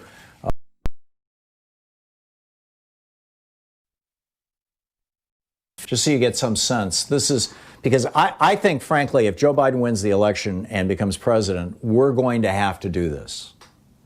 We're going to have to shut down the country and flush this entire country, all 340 million of us, flush the virus out. We're going to have to stamp down every little bit of it. We can't go to a plateau of 20,000 new cases a day like we did for 3 months under Donald Trump and think that's okay. That's like a house catching on fire and you put out most of the flames, but there's still all these smoldering embers in the basement. I know that this is the metaphor that even Trump uses. And then just say, oh, that's cool. We got a bunch of embers in the basement. They're just smoking away. Nothing to worry about. And what happens? You get a little bit of wind and poof, they turn into flames again, and then the house is back on fire again. And so you've got to. There's only 2 ways to do this. And the third world doesn't have a choice, by and large. They're doing, poor countries all over the world are doing lockdowns right now. They're doing required masks, all this kind of stuff. But at the end of the day, not even at the end of the day, right at this moment, their public health systems are overwhelmed. Their hospital systems are overwhelmed. Their medical systems are overwhelmed. They're crashing and burning. India has an absolute crisis. In Mumbai, I shared this with you the day before yesterday, they estimate that as many as 40% of the people who live in that city, which I believe is the biggest city in India. Maybe New Delhi is bigger, but I believe Mumbai is the largest. Been to both many times. And, if not 40% of the entire city, but 40% of all the people living in the slums have this. So that's one way to deal with the coronavirus, is to get herd immunity. The problem with that, and this may well also be the problem with any vaccine, is that every coronavirus we've seen in the past, whether it's SARS or MERS or the common cold, see, the coronavirus that we regularly infect ourselves with is the common cold. It's a different category of coronavirus, but it's a coronavirus, as opposed to and influenza virus, which is a whole different family of viruses, if I'm using the right word. I don't know if family is the right word, or kingdom, order, phylum, class, species, what, in any case, genus. But the resistance doesn't last. You get a cold in February, a coronavirus common cold in February, you can get it again in May. You can get it again in September. And so we don't know yet if the resistance that we're seeing to the coronavirus in these lab animals and in these people who have had it and recovered from it, or who have had a vaccine and produced an immune response, we don't know if that immune response is going to last more than 6 months, or more than a year, or more than 2 years. We just don't know. And we won't know. I mean, if Donald Trump's October surprise is that he's going to roll out a vaccine, and we haven't had, I mean, typically it takes 10 years to develop a vaccine. You have to give it to progressively larger and larger numbers of people. Then 1 year out, 2 years out, 3 years out, 4 years out. At each point, you test to see if they still have immunity. This is how we discovered that you have to have a booster shot for measles, mumps, and rubella. This is, I mean, virtually every disease, tetanus. You have to have a tetanus shot every 5 years. Why? Because the immunity fades. We have no idea how long the immunity will last for the coronavirus. So if a country is going to do what basically India is doing in the slums of Mumbai, which is go with a herd immunity strategy, let the virus burn through the population, let it kill off, and this was, by the way, apparently, according to multiple news reports, this was actually the strategy that Donald Trump and Jared Kushner came up with back in April. This was right after that April 6th, April 7th date, when it got reported to everybody in the United States that blacks and Hispanics were disproportionately dying of coronavirus. That next week, and I've talked about this a million times, I wrote an op-ed about it a while ago. It was like a light switch was tossed. In March, as the coronavirus, as we went from 1 case to 5 cases to 20 cases to 100 cases to 1,000, and then we went from 1 death to 5 deaths to 15 deaths to 70 or 80 deaths. I think we were at fewer than 200 deaths when Trump declared a state of emergency and basically said, shut the country down. Now, they didn't enforce it the way the Italians did, but still, it slowed things down dramatically. And throughout this, we were seeing this explosion in New York, Connecticut, New Jersey. And Trump and the Trump administration and the public health officials and Fauci and everything, they were all on the same page. We've got to get this under control. We've got to stamp out the virus. Throughout March, or at least the last 3 weeks of March and the first week of April. And then suddenly in the second week of April, everything changed. Suddenly in the second week of April, the Trump administration is saying, we can reopen the economy. Suddenly in the second week of April, the Freedom Works, one of the organizations funded by right-wing billionaires, says we have to reopen the country. Suddenly in the second week of April, and the third week of April, you get these armed goons showing up in blue states yelling at in the case of Michigan, Gretchen Whitmer, the female governor, we're not going to take this. No mask. We need to open up. What happened? Well, April 7th was the day that it was reported in the front page of the New York Times, the front page of the Washington Post, on CNN, on MSNBC, on Fox News, on ABC, NBC, and CBS television. Every place. It was reported in my local newspaper, The Oregonian. It was reported that white people weren't dying as frequently as black people and Hispanic people. And suddenly, the Trump administration changed their tune. Oh, maybe this herd immunity, maybe there's something to it. And Jared Kushner basically, according to the news reporting, said, well, hey, if it's only killing people in the blue states, I mean, it's New York, Connecticut, New Jersey. We don't care about them, do we? Just let them die.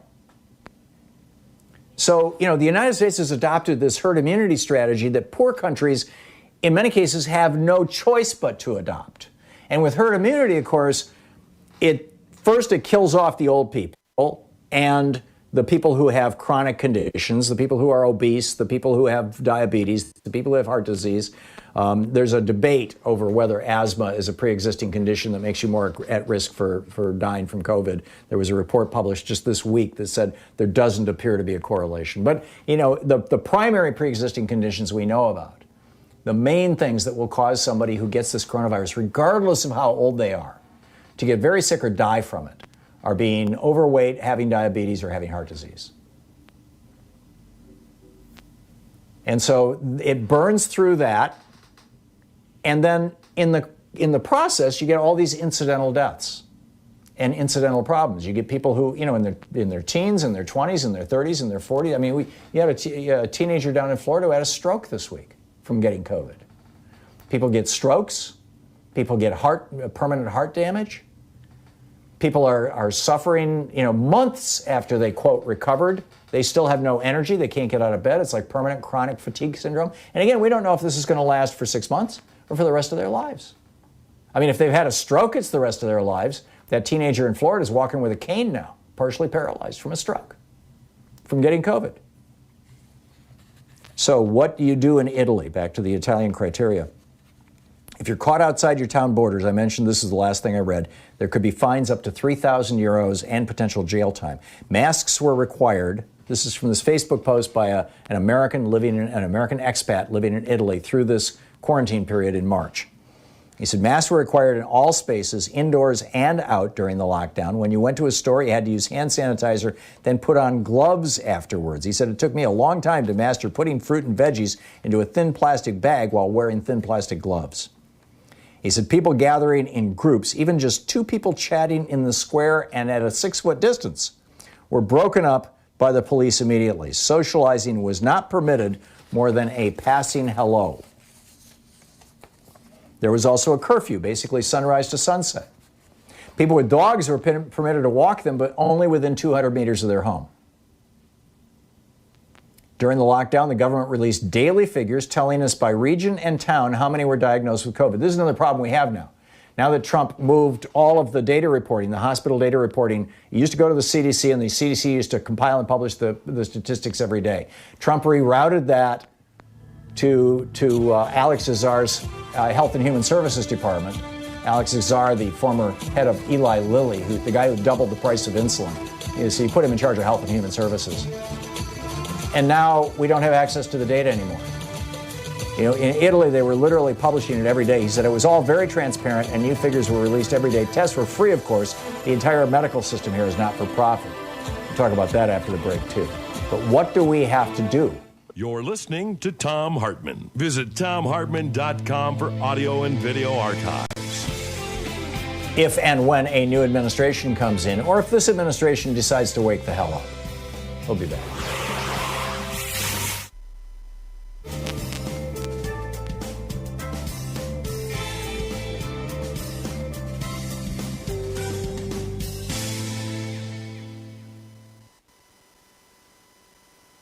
Hey, thanks so much for supporting our program. There's a commonality between why Boris Johnson got elected in the UK and why Donald Trump got elected in the United States, and it has to do with immigration.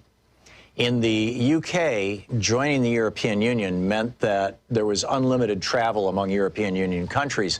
Britain is a very, very high-wage country. One of the, there's 4 or 5 very high-wage countries in the European Union, and so people from very low-wage countries, like Hungary, travel, or Poland, travel freely to England and literally move there, and are willing to work for a lot less than the average British person is willing to work for.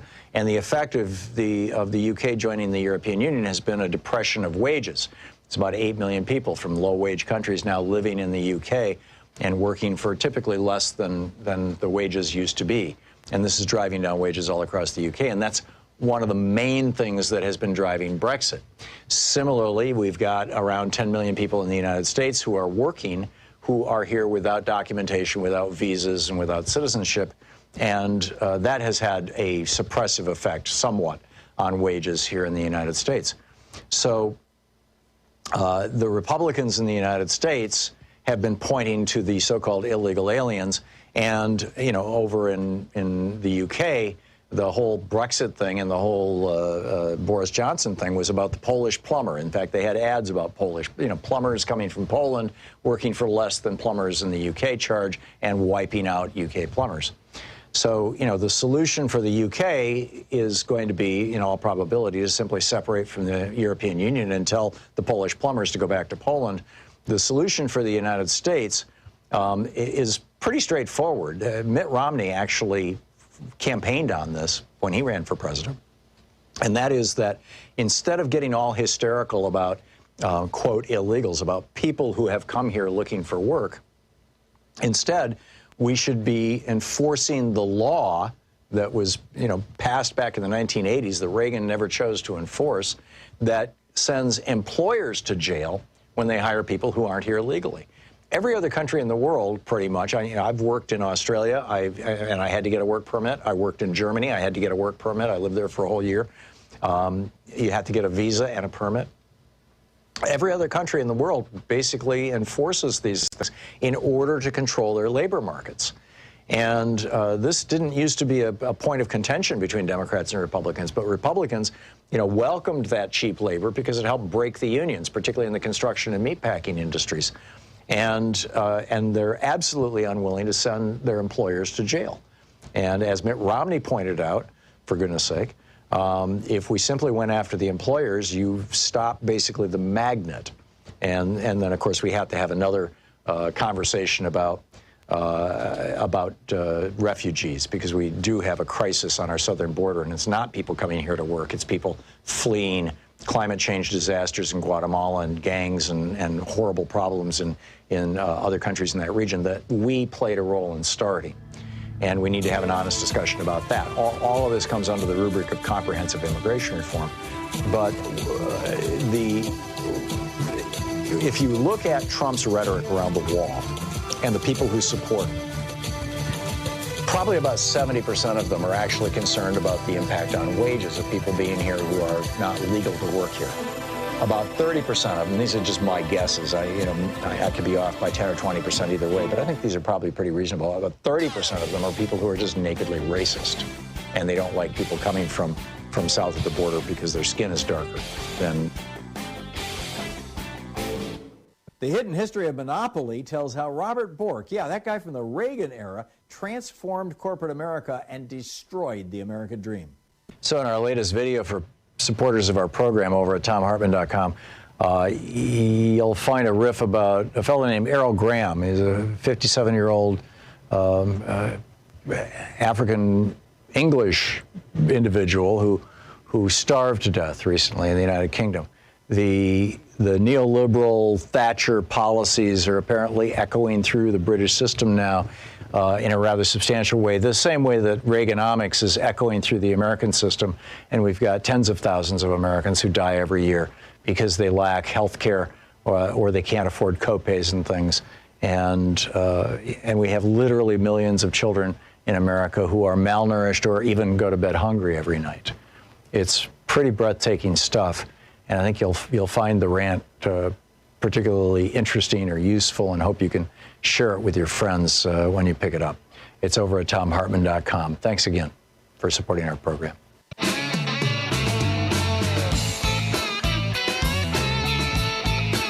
/Tom. And welcome back. So just to finish up what happened in Italy, this is again from this Facebook post from this fellow who's living in Italy. He says all these restrictions were for the general not infected population. If someone is diagnosed positive for COVID, a whole new and more strict set of rules were imposed, including complete isolation quarantine, special handling of trash, special delivery of food and other necessities, and other regulated details. Local businesses that previously didn't deliver went out of their way to provide contact-free and usually free delivery to the town and surrounding areas to help people stay home. For example, we had tomato seasonings and gelato delivered to us.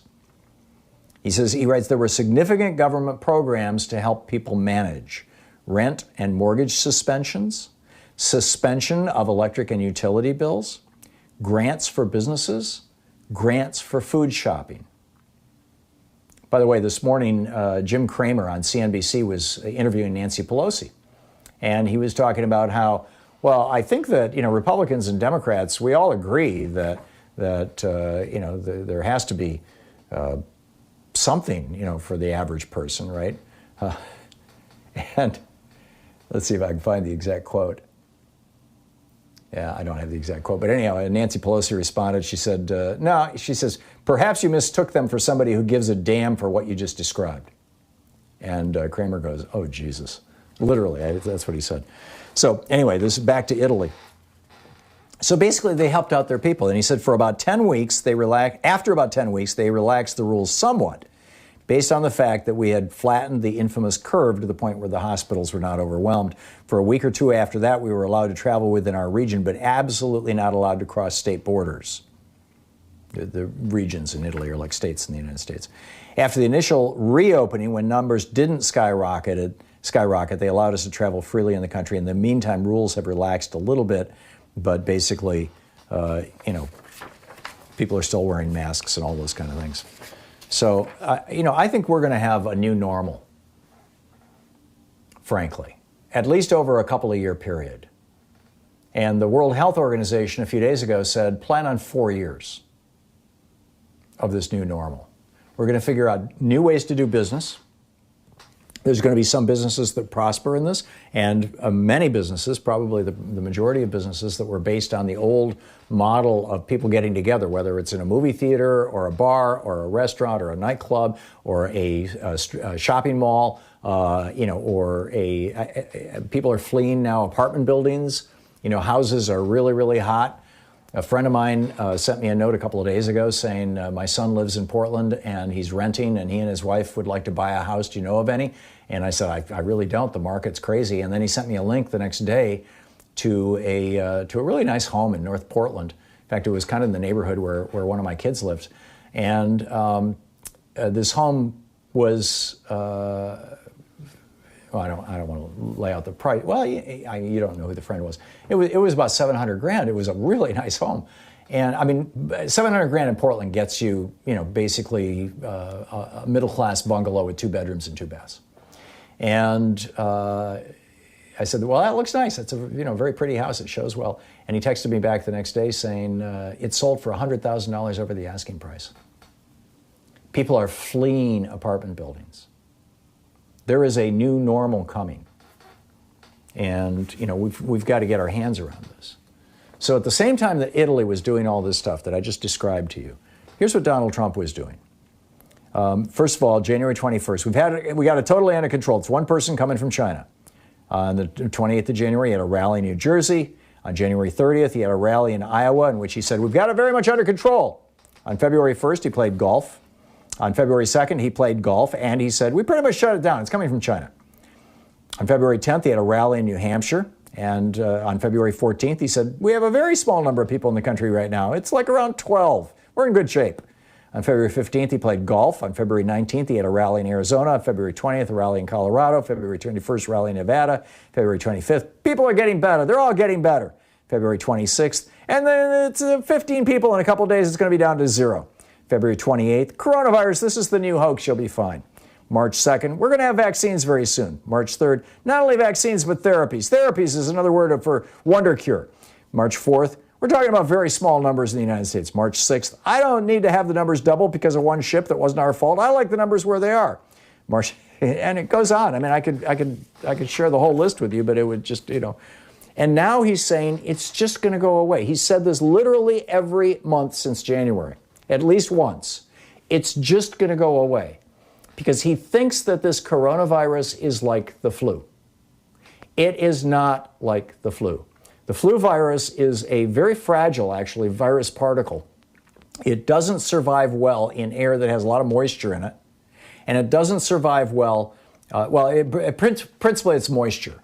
It doesn't, but it also doesn't do well. The warmer the air is, it doesn't do well either. But the principal thing that causes the flu virus to go away in the summer is the fact that there's more moisture in the air. You get relative humidity levels that run, 30, 40, 50, in some places 60%. And in the winter, because we have air conditioning and because cold air doesn't hold as much moisture as warm air does, relative humidity levels go down, and the flu virus can circulate more easily. So yeah, the flu goes away and new flus come out every season. This coronavirus, I don't think this is going to go away. We're seeing it all over the world regardless of season. You're listening to Thom Hartmann.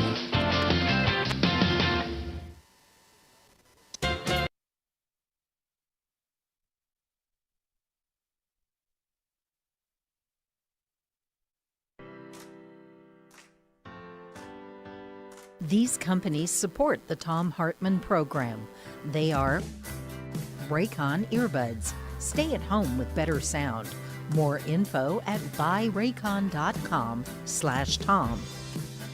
Omega XL, which according to clinical research helps joints. More info at omegaxl.com/Tom. CB Distillery, CBD for sleeping. More info at cbdistillery.com, code TOM. The Clean Phone Pro, phone sanitizer and charger. More info at thenewdealshop.com. Keeps hair loss treatment. More info at keeps.com/Tom. And Teeth, Smarter Pet Dental Health. For more info, teeth.com, code TOM.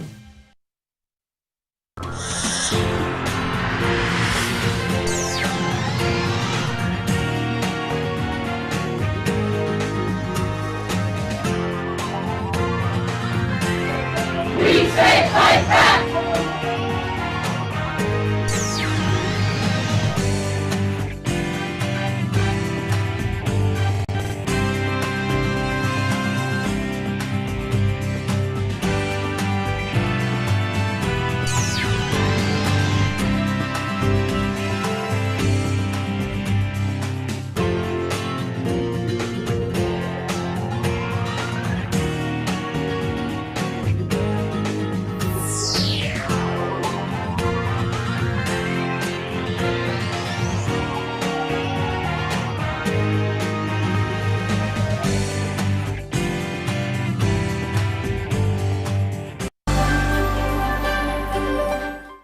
It's the Thom Hartmann University Book Club. Today we're reading from The Undercommons, Fugitive Planning and Black Study by Stefano Harney and Fred Moten.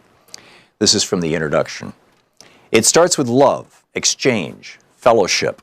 It ends as it begins, in motion, in between various modes of being and belonging, and on the way to new economies of giving, taking, being with and for. And it ends with a ride in a Buick Skylark on a way to another place altogether. Surprising, perhaps, after we have engaged dispossession, debt, dislocation, and violence, but not surprising when you have understood that the projects of fugitive planning and black study are mostly about reaching out to find connection.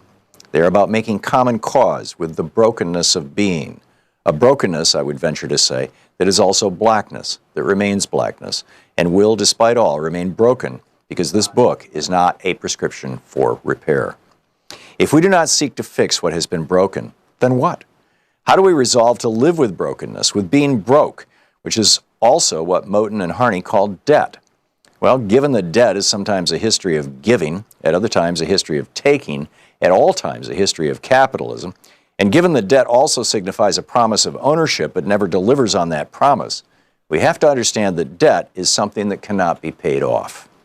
Debt, as Harney puts it, presumes a kind of individualized realization to a naturalized economy that is predicated upon exploitation.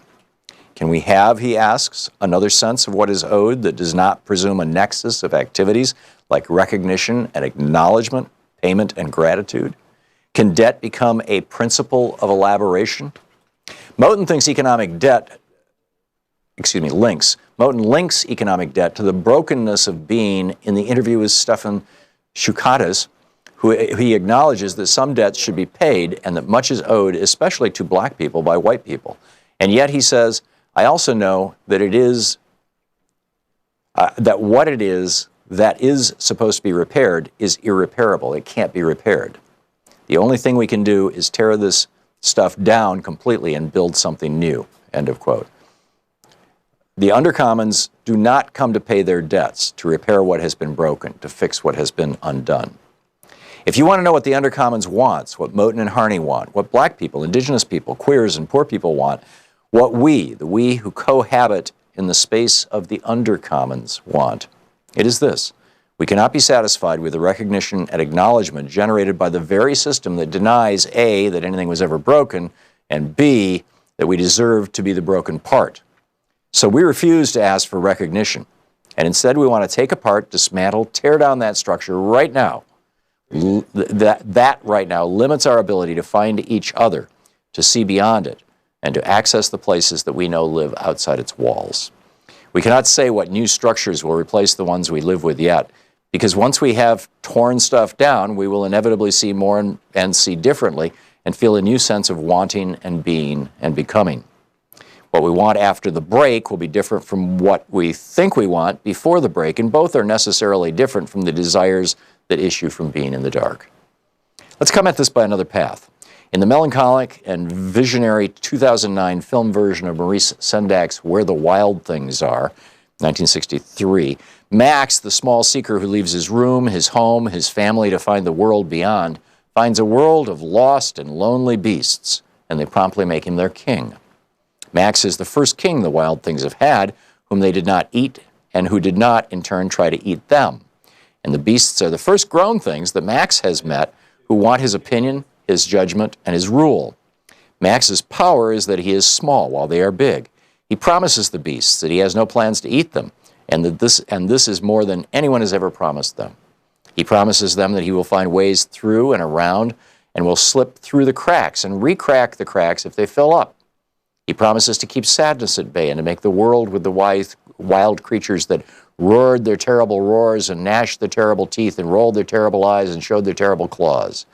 That Max fails to make the wild things happy or to save them or to make the world with them is less important than the fact that he found them and he recognized in them the end of something and potentially the path to an alternative in his world, or an alternative to his world, excuse me. The wild things were not the utopian creatures of fairy tales. They were the rejected and lost subjects of the world Max had left behind. And because he shuttles between the Oedipal land where his mother rules and the ruined world of the wild, he knows the parameters of the real. He sees what is included and what is left out. And he is now able to set sail for another place, a place that is neither the home he left nor the home to which he wants to return. Moten and Harney want to gesture to another place, a wild place that is not simply the leftover space that limbs real and regulated zones of polite society. Rather, it is a wild place that continuously produces its own unregulated wilderness. The zone we enter through Moten and Harney is ongoing and exists in the present, and as Harney puts it, some kind of demand is already being enacted, fulfilled in the call itself. While describing the riots of London in 2011, Harney suggests that the riots and insurrections do not separate out the request, the demand, and the call. Rather, they enact the one in the other. The book is The Undercommons, Fugitive Planning and Black Study.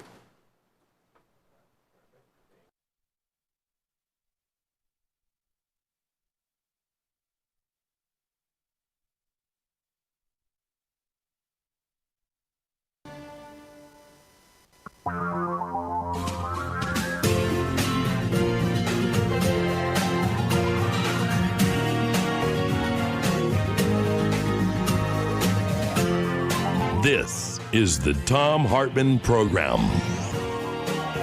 Welcome back. Thom Hartmann here with you. So, in the first hour, I was talking about how, big greed and big money have been basically taking down America for years and years. We had the tobacco industry lying to us for decades about the toxicity of their product. Before that, it was the asbestos industry.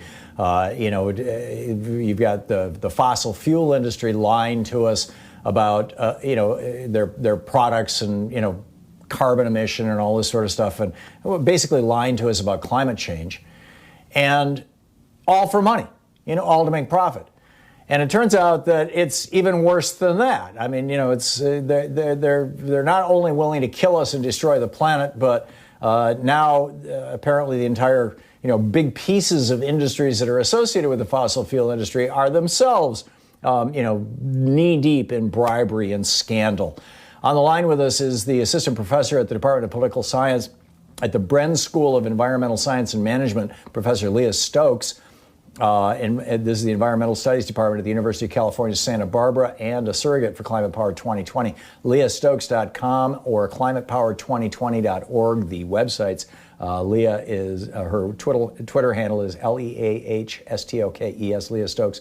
Leah, welcome to the program. Professor Stokes, welcome to the program. Thanks so much for joining us today. Oh, thank you so much for having me on. Can you hear me? I am not hearing her. I'm not hearing anything. Okay, can you hear Professor me now? Stokes, can you hear me now? Yes, I hear you now. Can you hear me? Oh. Yeah, okay. I did hear the question. Professor Stokes, tell us about, basically I just said welcome to the program.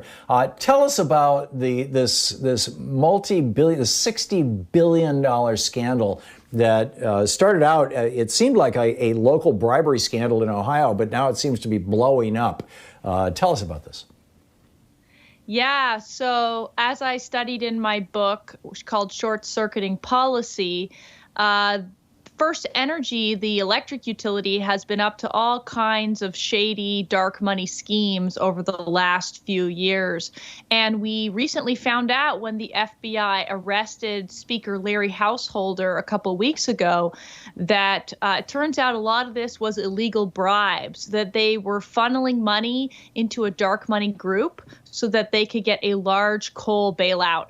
And in my book, I try to estimate how big that bailout is, and it's on the order of billions of dollars. And what it does is it keeps open several dirty coal plants that, of course, make it more likely for people to die from COVID because they're breathing in dirty air. And, of course, it exacerbates climate change. Leah, as a fellow author, my apologies, I didn't realize you had a book. Give me the title again so I can write it down and mention it. It's called Short Circuiting Policy. Okay, great. Thank you. And so what's the involvement of Donald Trump in this?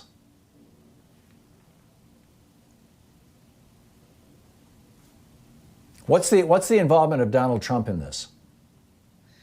Well, unfortunately, First Energy, before they were going to the Ohio State House to try to get their coal bailout, they were going to the White House and to the Trump administration. In fact, Larry Householder was flown to the Trump inauguration on a corporate jet that First Energy owned, along with his son.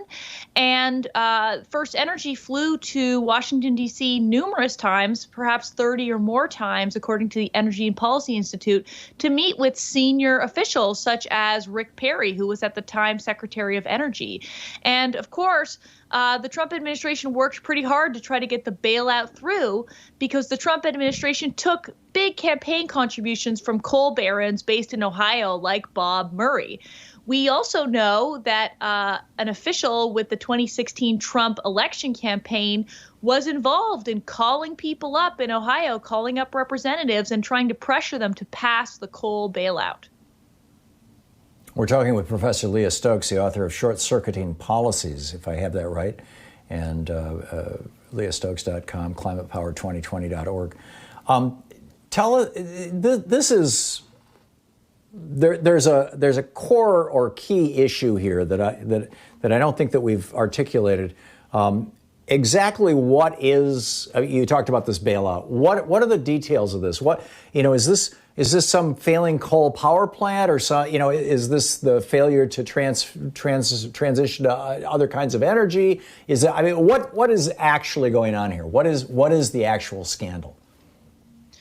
Yeah, so for the last several years, the utility company First Energy has been going to the Ohio legislature and trying to get money to keep open several plants that are not economically viable. In Ohio, there's an electricity market, which means that utilities have to actually compete to produce power. And there are several plants, coal plants in the state, the OVEC plants and the Samus coal plants that lose money pretty much every hour they operate. But unfortunately, unfortunately, First Energy and AEP, two utilities that own those plants, they put a lot of debt into those plants. And so they don't want to shut them down, even if they are costing Ohioans extra money to run and, of course, polluting the air with lots of particulate matter and other very dangerous air pollution. They would rather keep them open. So what they did is they basically bribed the Speaker of the House, Larry Householder. They literally gave probably $500,000 to Larry Householder for things like his legal problems, his reelection campaign, or his secondary home in Florida, so that he would make sure that First Energy and AEP would get a big bailout so that they could keep these dirty coal plants open. That is remarkable. Where is this going? You've got and is this, by the way, is this a Republican scandal, a Larry Householder scandal, a Trump administration scandal, and how do you expect this to play out? Well, unfortunately, a lot of politicians take money from utilities. So there are lots of ties into the Trump administration. We know, for example, that the bailout funds that the Congress passed through the CARES Act several months ago, an enormous amount of that funding has been going to prop up coal companies that are in terrible financial shape, as well as fossil fuel companies that are basically bankrupt. I'm talking about companies that are rated as junk, that the Trump administration is giving money to through the Federal Reserve and also directly through other policies. So the Trump administration is really favoring coal, oil, and natural gas companies. And this is just a really blatant example of the kind of corruption that is allowing these companies to get special favors under the current Trump administration. But it also, of course, has to do with Ohio. And unfortunately, even the former Democratic candidate for president, Tim Ryan, who took a pledge to not take money from fossil fuel companies, was recently uncovered by journalist Emily Aitken that he did take money from First Energy, and he hasn't even said he's going to return it. So we have a lot of politicians that are in bed with the fossil fuel industry. The Trump administration is at the very top of that list, but we really have to get electric utility money out of our politics across the board.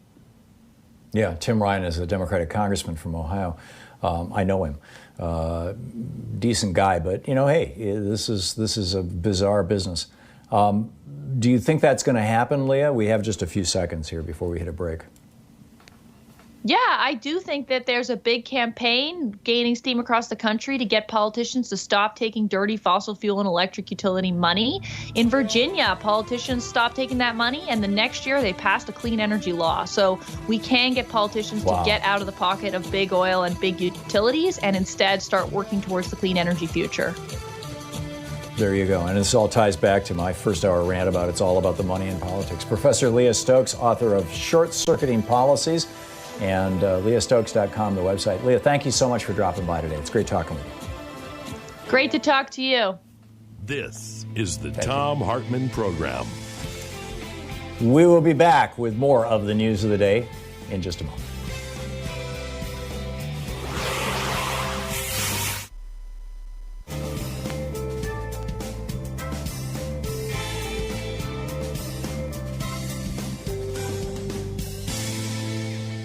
Hey, thanks so much for supporting our program. One of the things that is really troubling me, here's all this impeachment Sturm und Drang happening, and appropriately so. Obviously what Donald Trump did in Ukraine, trying to bribe or extort a foreign government to get dirt on Joe Biden, was just wrong. It was criminally wrong. But it has sucked up all the air out of the room, so that this whole sequence of events that has to do with Syria and Turkey has just kind of fallen through the rabbit hole, or fallen into the rabbit hole. And I think this is probably something that could be an even bigger scandal than what Trump tried to do in Ukraine. There is what I believe to be credible reporting that it was Jared Kushner who gave information to Mohammed bin Salman about who was reliable and who wasn't in the royal family, which led to MBS locking down these guys in a hotel and threatening them and taking their money and killing one of them.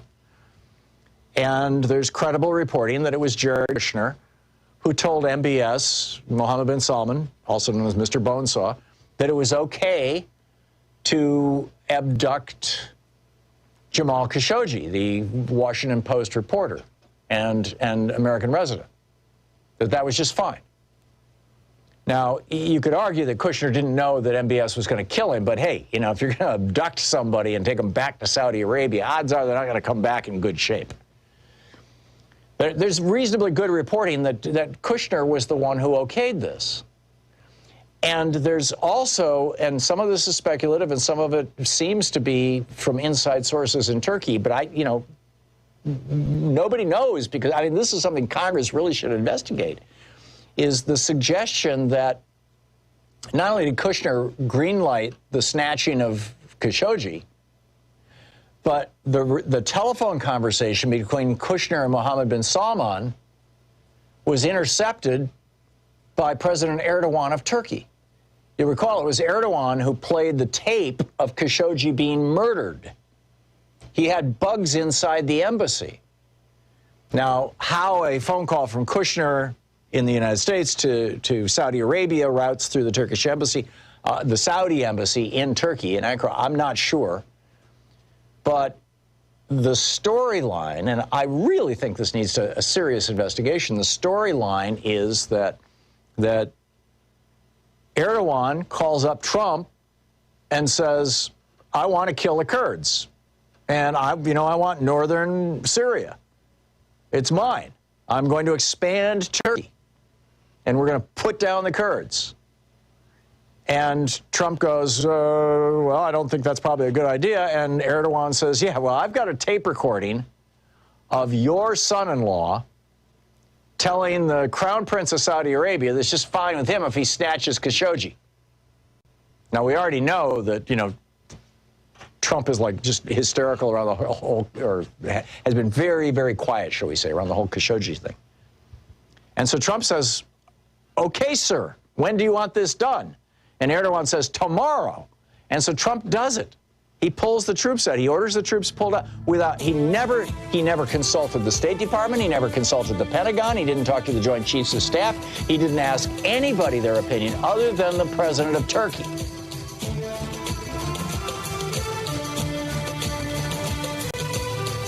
And then the president of Turkey says, oh, and by the way, I want you to invite me to the United States and give me a state dinner and do the whole, kiss my butt kind of thing. And at that dinner, I'm going to hand back to you this letter that you gave me telling me not to be a dummy, or a word something like that. You can help America return to democracy by telling friends and family how to listen to this and other great progressive programs. Tag You're It. So Keisha Lance Bottoms, the mayor of Atlanta, is tweeting about how it took 8 days for a member of her family to get a COVID test back. And during that time, that person, who it turns out was positive, they didn't know for 8 days, that person infected 3 other people in their family. Had they simply known, they could have quarantined that person. Even Mick Mulvaney, right-wing crazy, former Tea Party congressman, acolyte of the Koch brothers. Even Mick Mulvaney is saying this is unacceptable during a pandemic when his own kids couldn't get tested, or one of his kids. The other one got tested and it took 7 days to get the results back. He says this is unacceptable. We've got a whole video about why this is, where the ideology that's driving, this is beyond incompetence, this is actually ideological. A new video out about this for the supporters of our program. You can find it over at thomhartmann.com.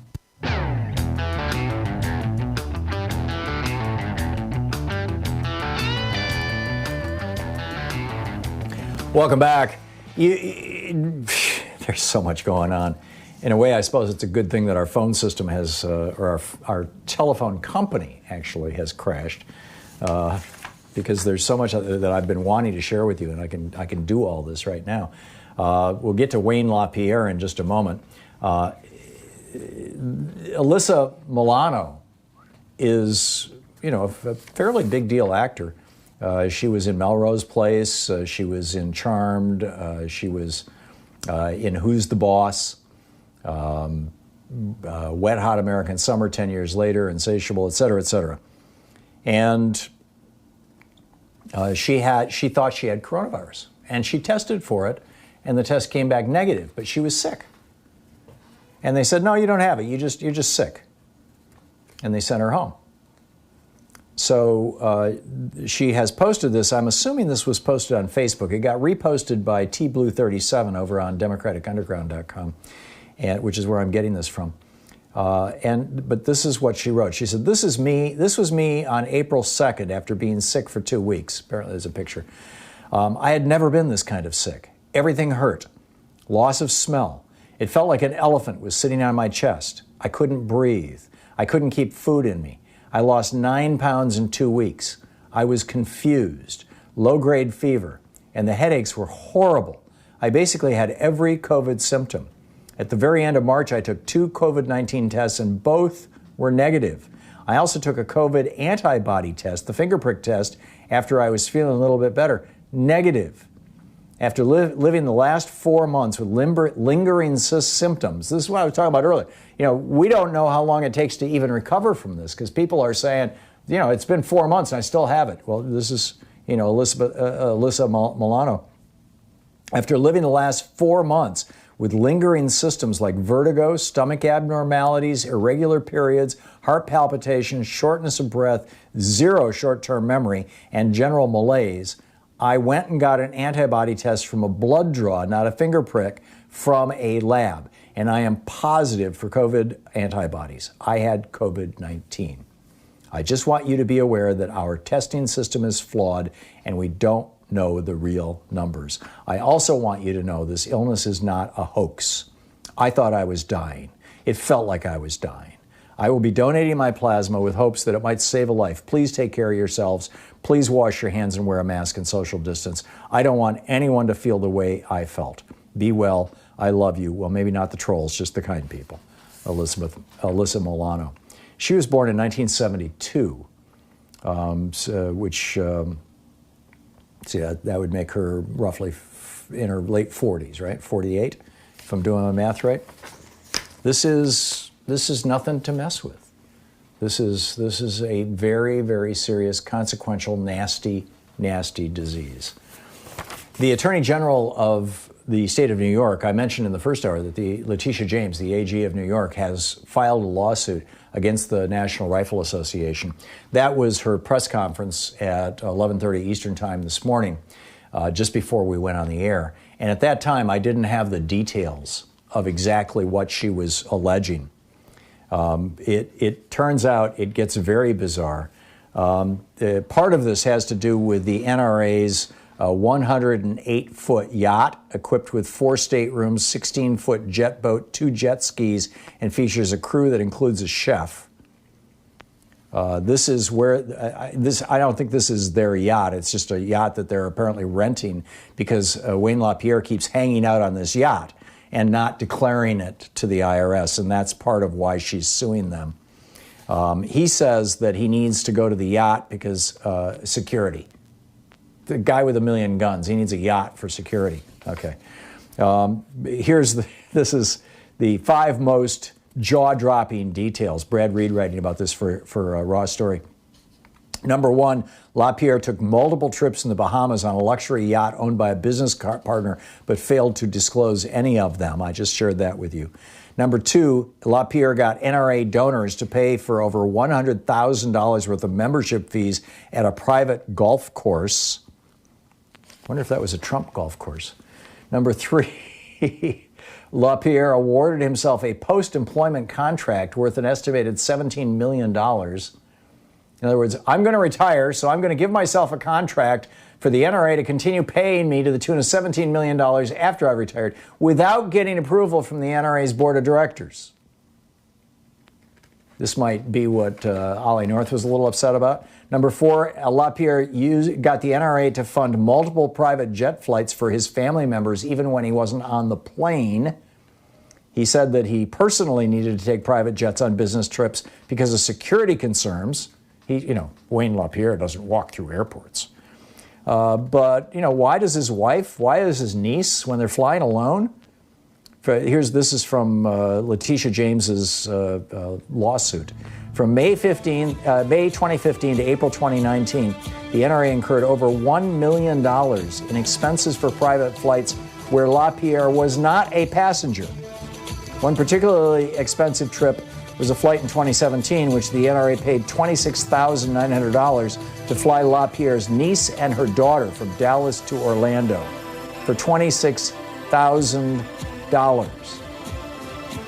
American. You're listening to the Thom Hartmann Program. Call 202-808-9925. Oh, and another thing, the NRA paid Under Wild Skies $18 million so that Wayne LaPierre could take an all-expense-paid African safari.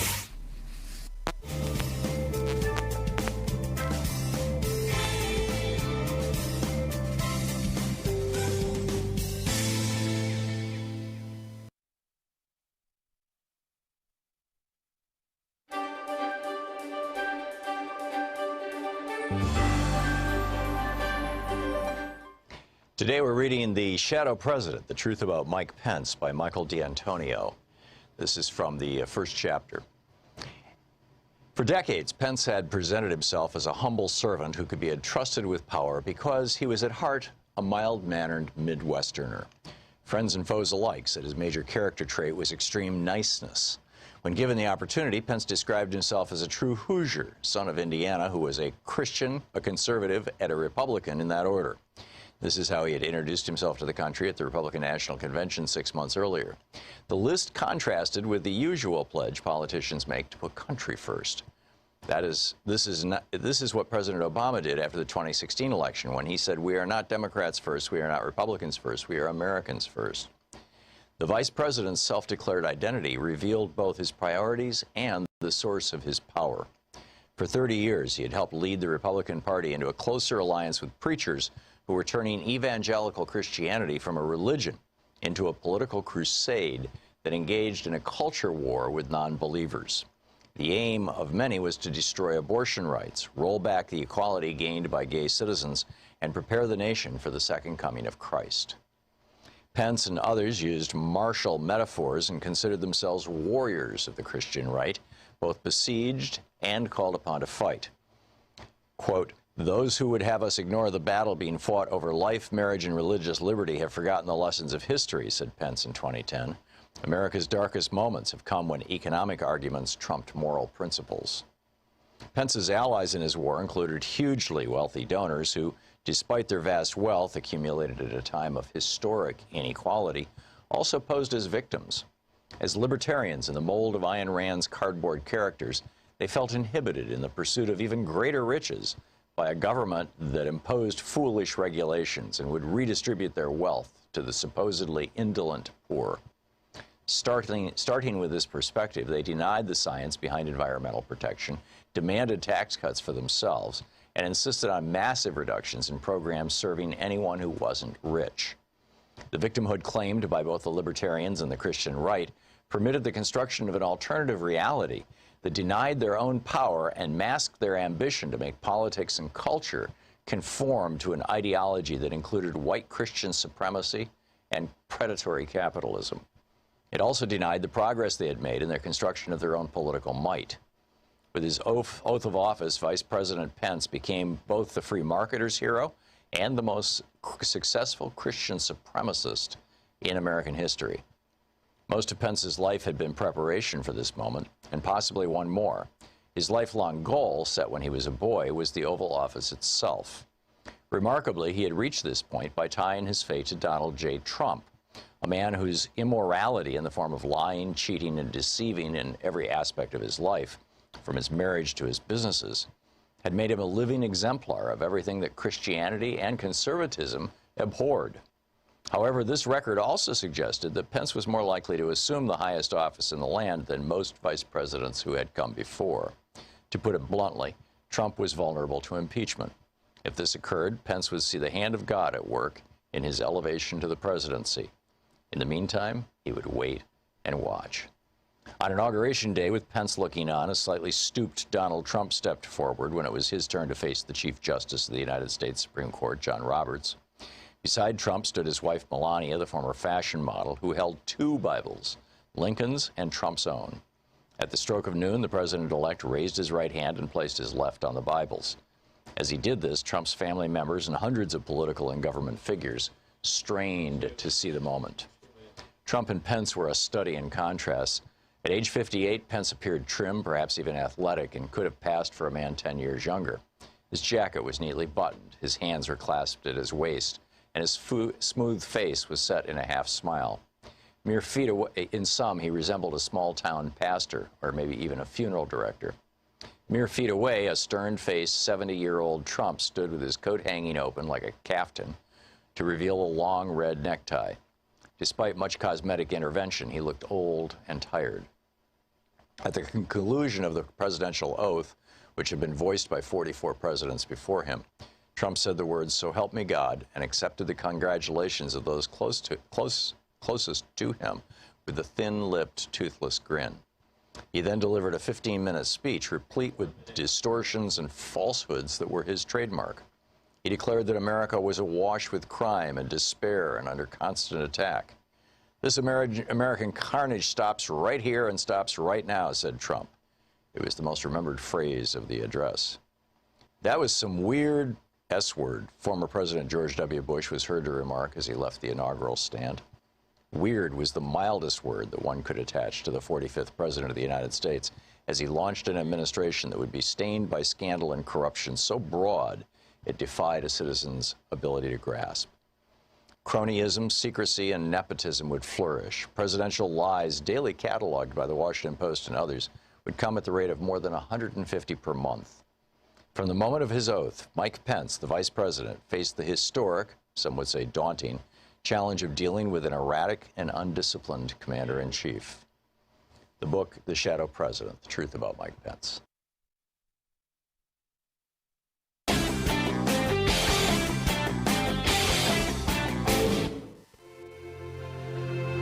In this week's Science Revolution, will the virus stop the Trump cult the way defeat in World War II stopped the fascist cult? Dr. Michael Mann is with us on how the Trump administration boosts deregulation by undervaluing the impacts of climate change. Tony Corvo drops by about a new rule. Americans are now eating chickens with cancer. Ew, is that healthy? He'll let you know. Jenny Harbine tells us about a new lawsuit to stop Trump from handing public land to coal companies.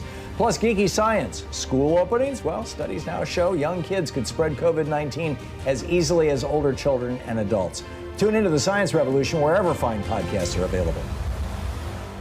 So we have a new video up for people who are supporters of the Thom Hartmann Program. Specifically, it's over at thomhartmann.com, talking about language, how we use language. Language matters tremendously. And we have chosen as a society, as a culture, as media, as political leadership, et cetera, not to refer to people like Steve Mnuchin, who threw thousands of people out of their homes illegally during the banking crisis, as looters, not to refer to Rex Tillerson, whose oil company has ravaged much of the third world, literally destroying people's lives, killing people, poisoning people. We don't refer to them as looters. We don't refer to the police who go into neighborhoods and kill people, minorities, particularly African Americans. We don't refer to them as looters, stealing their lives. But when black people rise up and say, no, enough, we call them looters. There's something wrong with this. Check it out. It's at thomhartmann.com.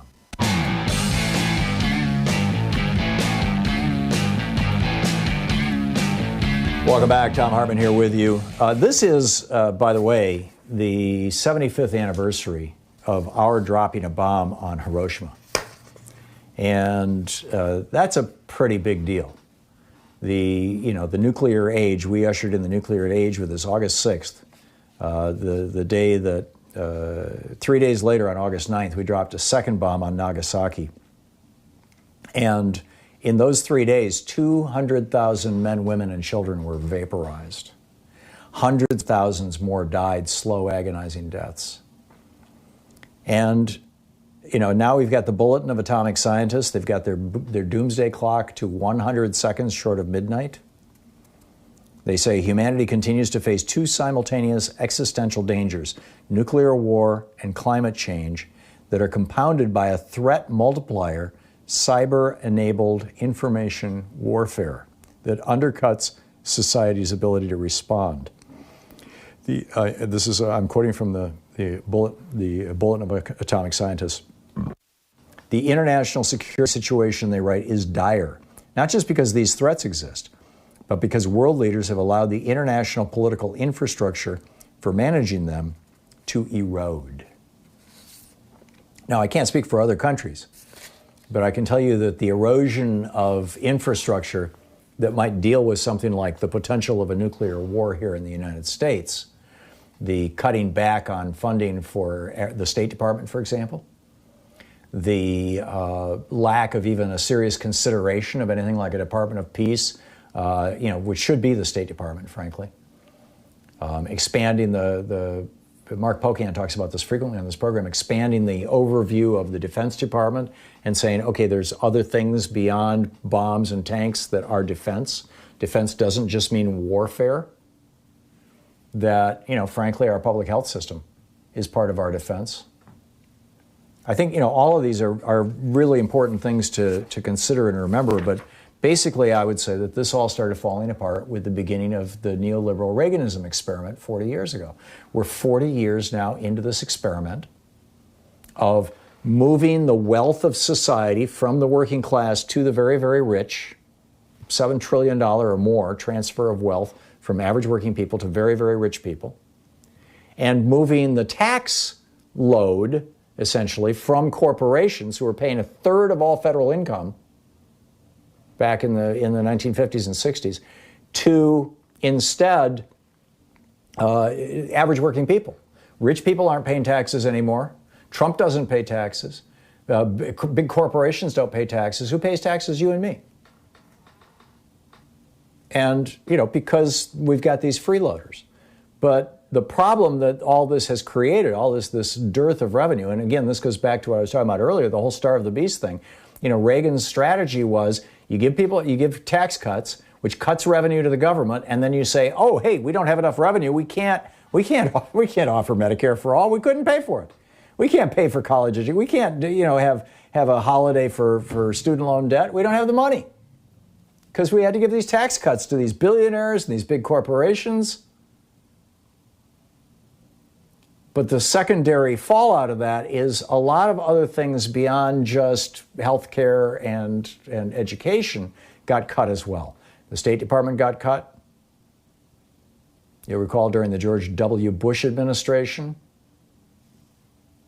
there had been multiple requests to the State Department, from the State Department to Congress for additional funding.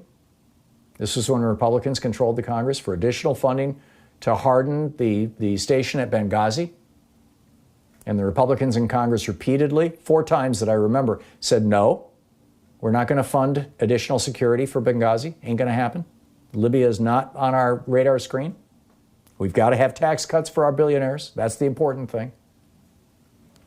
And so, cutting the State Department, basically cutting the flesh out. I mean, this goes way beyond the fat. Cutting the flesh out of our government, which is, what Reagan said he was going to do. He started, in his inaugural address, his first day in office, he said, government is not the solution to your problem, government is the problem. And for 40 years, we have seen both Democrats and Republicans pursuing that path. Now, not so much Obama, but, Bill Clinton bragged about ending welfare as we know it. Bragged about getting government out of the way of regulations, bragged about getting government out of the way of international trade. We're going to grease the rails of trade, or whatever the phrase was. All of that kind of stuff. And now, it's a much more dangerous world. It really, really is. So, and then, I mentioned Sally Yates' testimony in the first hour. I'm not going to go back to that. We've got some comments from some of our folks watching on YouTube. Chase Ames asks, Chaz in Lakewood, Nazdrovia, will the NRA actually dissolve? Chaz, that's a good question.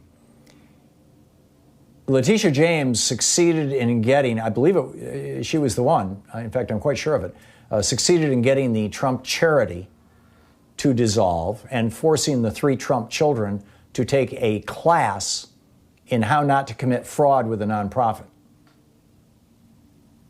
which is mind-boggling when you think about it. Can you imagine if one of Obama's kids had been forced to attend a class on how not to be a fraudster? Can you imagine what the Republicans would do with that?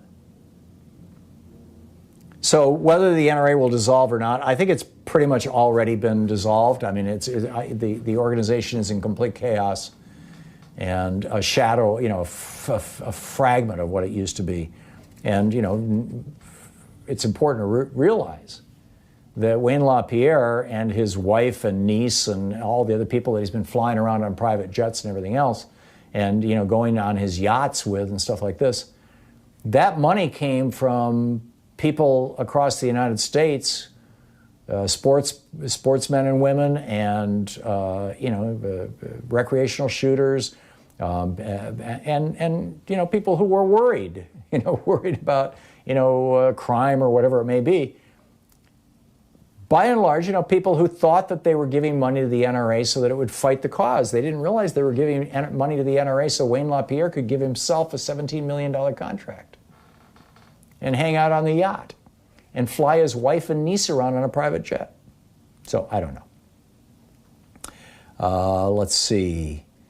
Another one, this is from Kate, asks, are you aware that the annual Sturgis motorcycle rally is proceeding as usual? An estimated 250,000 bikers will be attending the 2020 rally? No, I wasn't aware of that. I can't confirm that. I haven't double checked it online, but if that's the case, it does make a certain amount of sense. A lot of these bikers, Donald Trump used to brag that he's got the bikers, right? It was his way of saying, you liberals don't interrupt, don't dare, come into my rallies. We've got the bikers. The last time I remember bikers providing security was Altamont, right? Am I saying that right? Am I remembering the name of the town right? Where the jazz festival, where they stabbed a guy. It didn't work out well. Yeah, Altamont. Okay, Jeff asks, why do you think the Attorney General of New York didn't bring any criminal indictments against Wayne LaPierre and others? I don't know. I think that she is suing personally Wayne LaPierre and trying to recover some of these millions of dollars from him on behalf of the NRA or on behalf of the citizens of New York. And Bonifacio says, what kind of shampoo does Tom use? Prel. I've used that since I was a kid. It was the cheap stuff when I was growing up. My parents always had that. I'm guessing it was a tongue-in-cheek question, but okay, here's another question. Will the Republicans use a vaccine as a political stunt? What's the old saying that, there was a very, very funny movie where the actor turns and he says, is a frog's butt watertight? Yeah, right. Of course they're going to use the vaccine as a political stunt. Donald Trump thinks that a vaccine is going to be his October surprise. But what is happening is all across America, people are saying, no, we don't trust Donald Trump anymore. We don't trust the Trump administration. Increasingly, we don't trust Republicans because they take all this money from these industries, whether it's tobacco or fossil fuel or whatever, and then basically try to screw us. And Trump is doing the same thing. We'll be back. You're listening to Thom Hartmann. Visit thomhartmann.com for audio and video archives. Another one says, are masks the new sign of respect? Yes, masks are a way of showing that you care about yourself and others.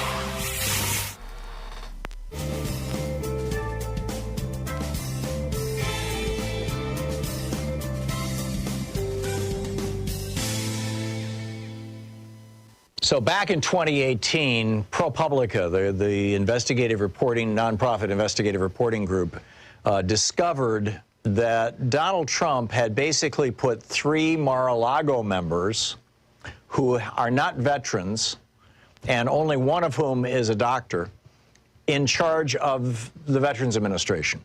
They are the chairman of Marvel Entertainment, the comic book company, Ike Perlmutter, a physician, Bruce Moskowitz, and a lawyer, Mark Sherman.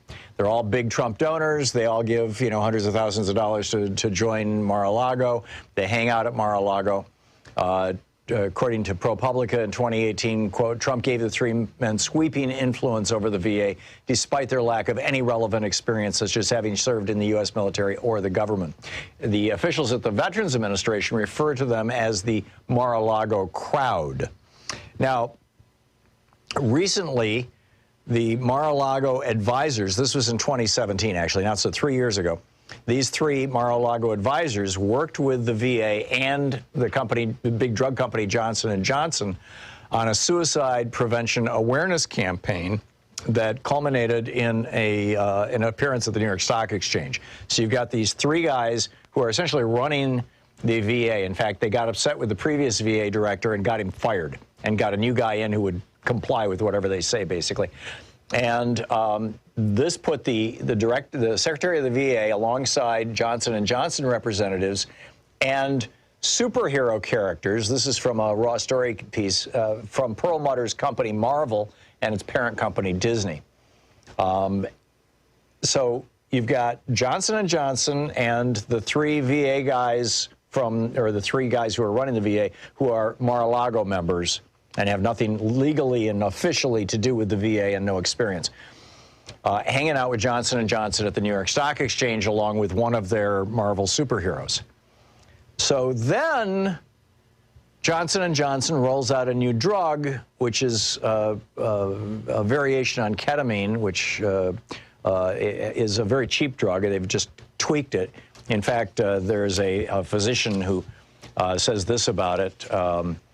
This is J. Wesley Boyd. He's a psychiatry professor specializing in bioethics at Harvard Medical School. He said of this new drug, it's called Spravato. It was derived from a very inexpensive drug with a minor chemical tweak and then marketed at an outrageously high price. To see it become the next big drug, according to the hype, is beyond ridiculous. So Johnson & Johnson has this new drug that's going to make them billions because they're jacking the price up right through the ceiling, and they're trying to sell it to the VA after hanging out with the VA3. In one of the trials, this is again from the investigation of this, in one of the trials of this drug, 6 people taking the drug died, including 3 by suicide. One of them, a 41-year-old man, drove his motorcycle into a tree 26 hours after taking the drug, according to transcripts from the FDA's hearings on the drug. Among the people who took a placebo, a sugar pill, which is what you compare the drug group, again, 6 of the people taking the drug died. Of the people taking the placebo, 0 died. None committed suicide, none had adverse effects. So this is the drug that now, all of a sudden, Donald Trump is telling the VA, you got to start using this drug that is going to make a lot of money for Johnson & Johnson. And so now the Democrats are investigating whether the Mar-a-Lago crowd, or to what extent the Mar-a-Lago crowd is involved in this decision-making. It's fascinating and something to keep an eye on, and something that the Trump administration, I'm sure, is going to do absolutely everything they can to bury. But just more corruption, more swamp from the most corrupt administration in the history of the United States. Thanks. The hidden history of the war on voting tells how the GOP has been stealing elections for decades and will again this year unless we stop them.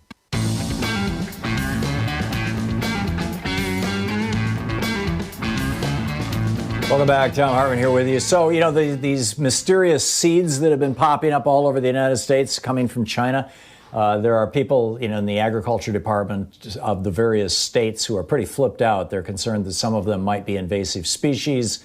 There was even some speculation this might be some sort of low-level bio-warfare. It appears it's probably a scam that has to do with, jacking up ratings on websites, but nobody really knows. And that, even the scam part doesn't quite make sense. I mean, why would you have to receive a package of seeds?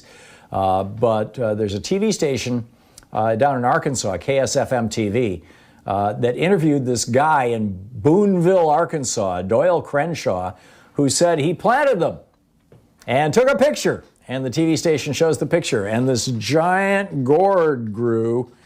And then a few days later, the guy vanished. And the giant gourd was suddenly 8 feet across in his backyard. And his wife is like, where did he go? And no, I'm just making that part up. He actually, everything else is true. He actually did plant them in, which is something you shouldn't do because they may well be invasive species and you don't want to, or they may be poisonous.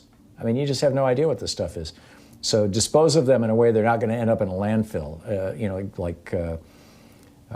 flush them down the toilet would be, I would think, the thing to do so that they don't have an opportunity to grow. That's pretty mind-boggling. People have asked in the past about what do we do if Donald Trump says, I'm not going to leave? And Ben Jacobs wrote a great piece for Medium.com a while back. It's titled, All Your Most Paranoid Transfer of Power Questions Answered. You know, what happens if Trump refuses to leave? And this is kind of reassuring. He interviewed Peter Fever, Feaver, a professor at Duke University who served on George W. Bush's National Security Council. And he said, well, if Trump doesn't want to leave, he, quote, would have to persuade many, many people who are currently in the government, most of whom are civil servants, that they have to go along. Further, the constitutional process of a transfer of power does not require any pomp and circumstance. If he loses, he's no longer president as of noon on January 20th, period.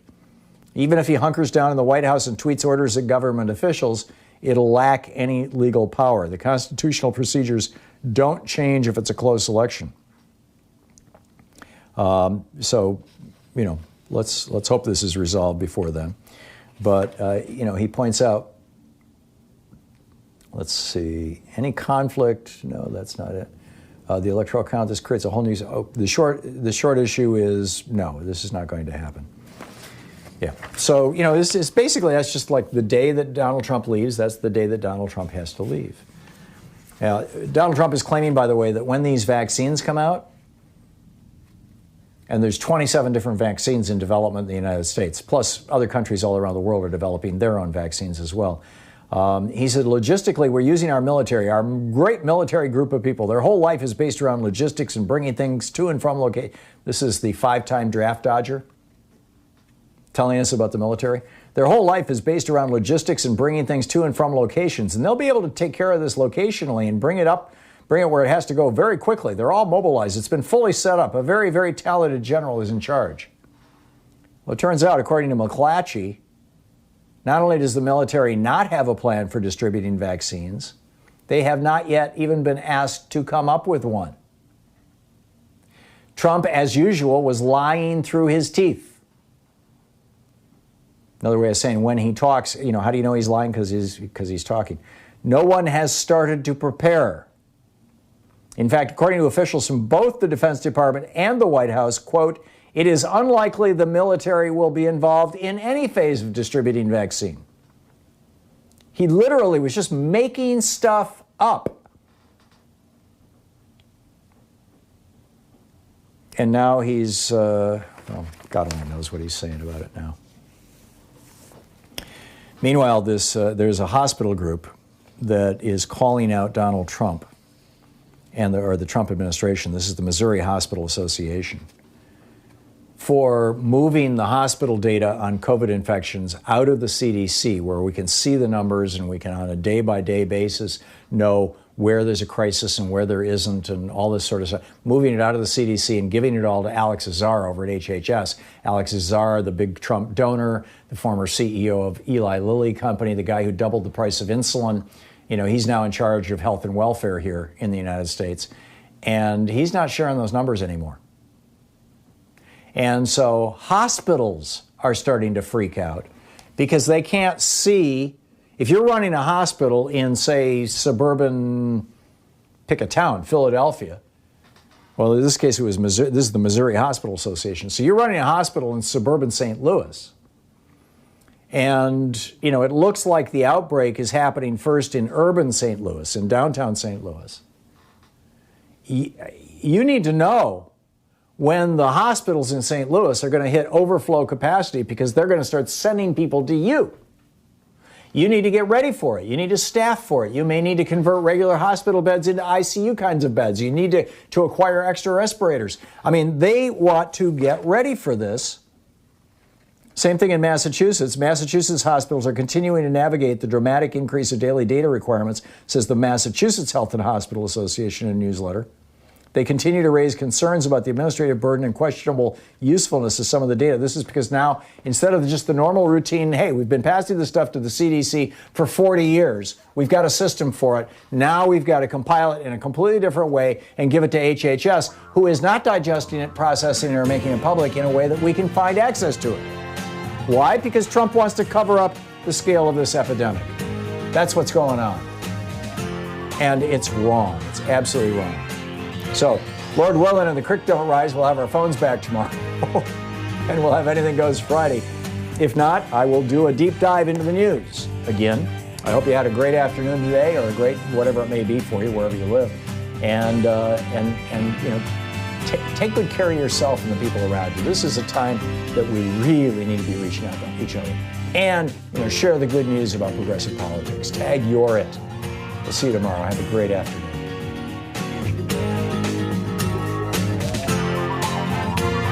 You've been listening to Thom Hartmann. For audio and video archives, visit thomhartmann.com.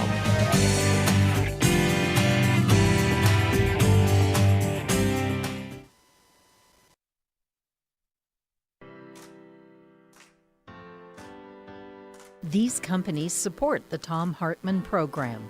They are Raycon Earbuds. Stay at home with better sound. More info at buyraycon.com/Tom. Omega XL, which according to clinical research helps joints. More info at omegaxl.com/Tom. CB Distillery, CBD for sleeping. More info at cbdistillery.com, code TOM.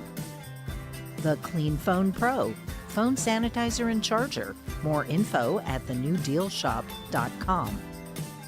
Keeps hair loss treatment. More info at keeps.com/Tom. And Teeth, Smarter Pet Dental Health. For more info, teeth.com, code TOM.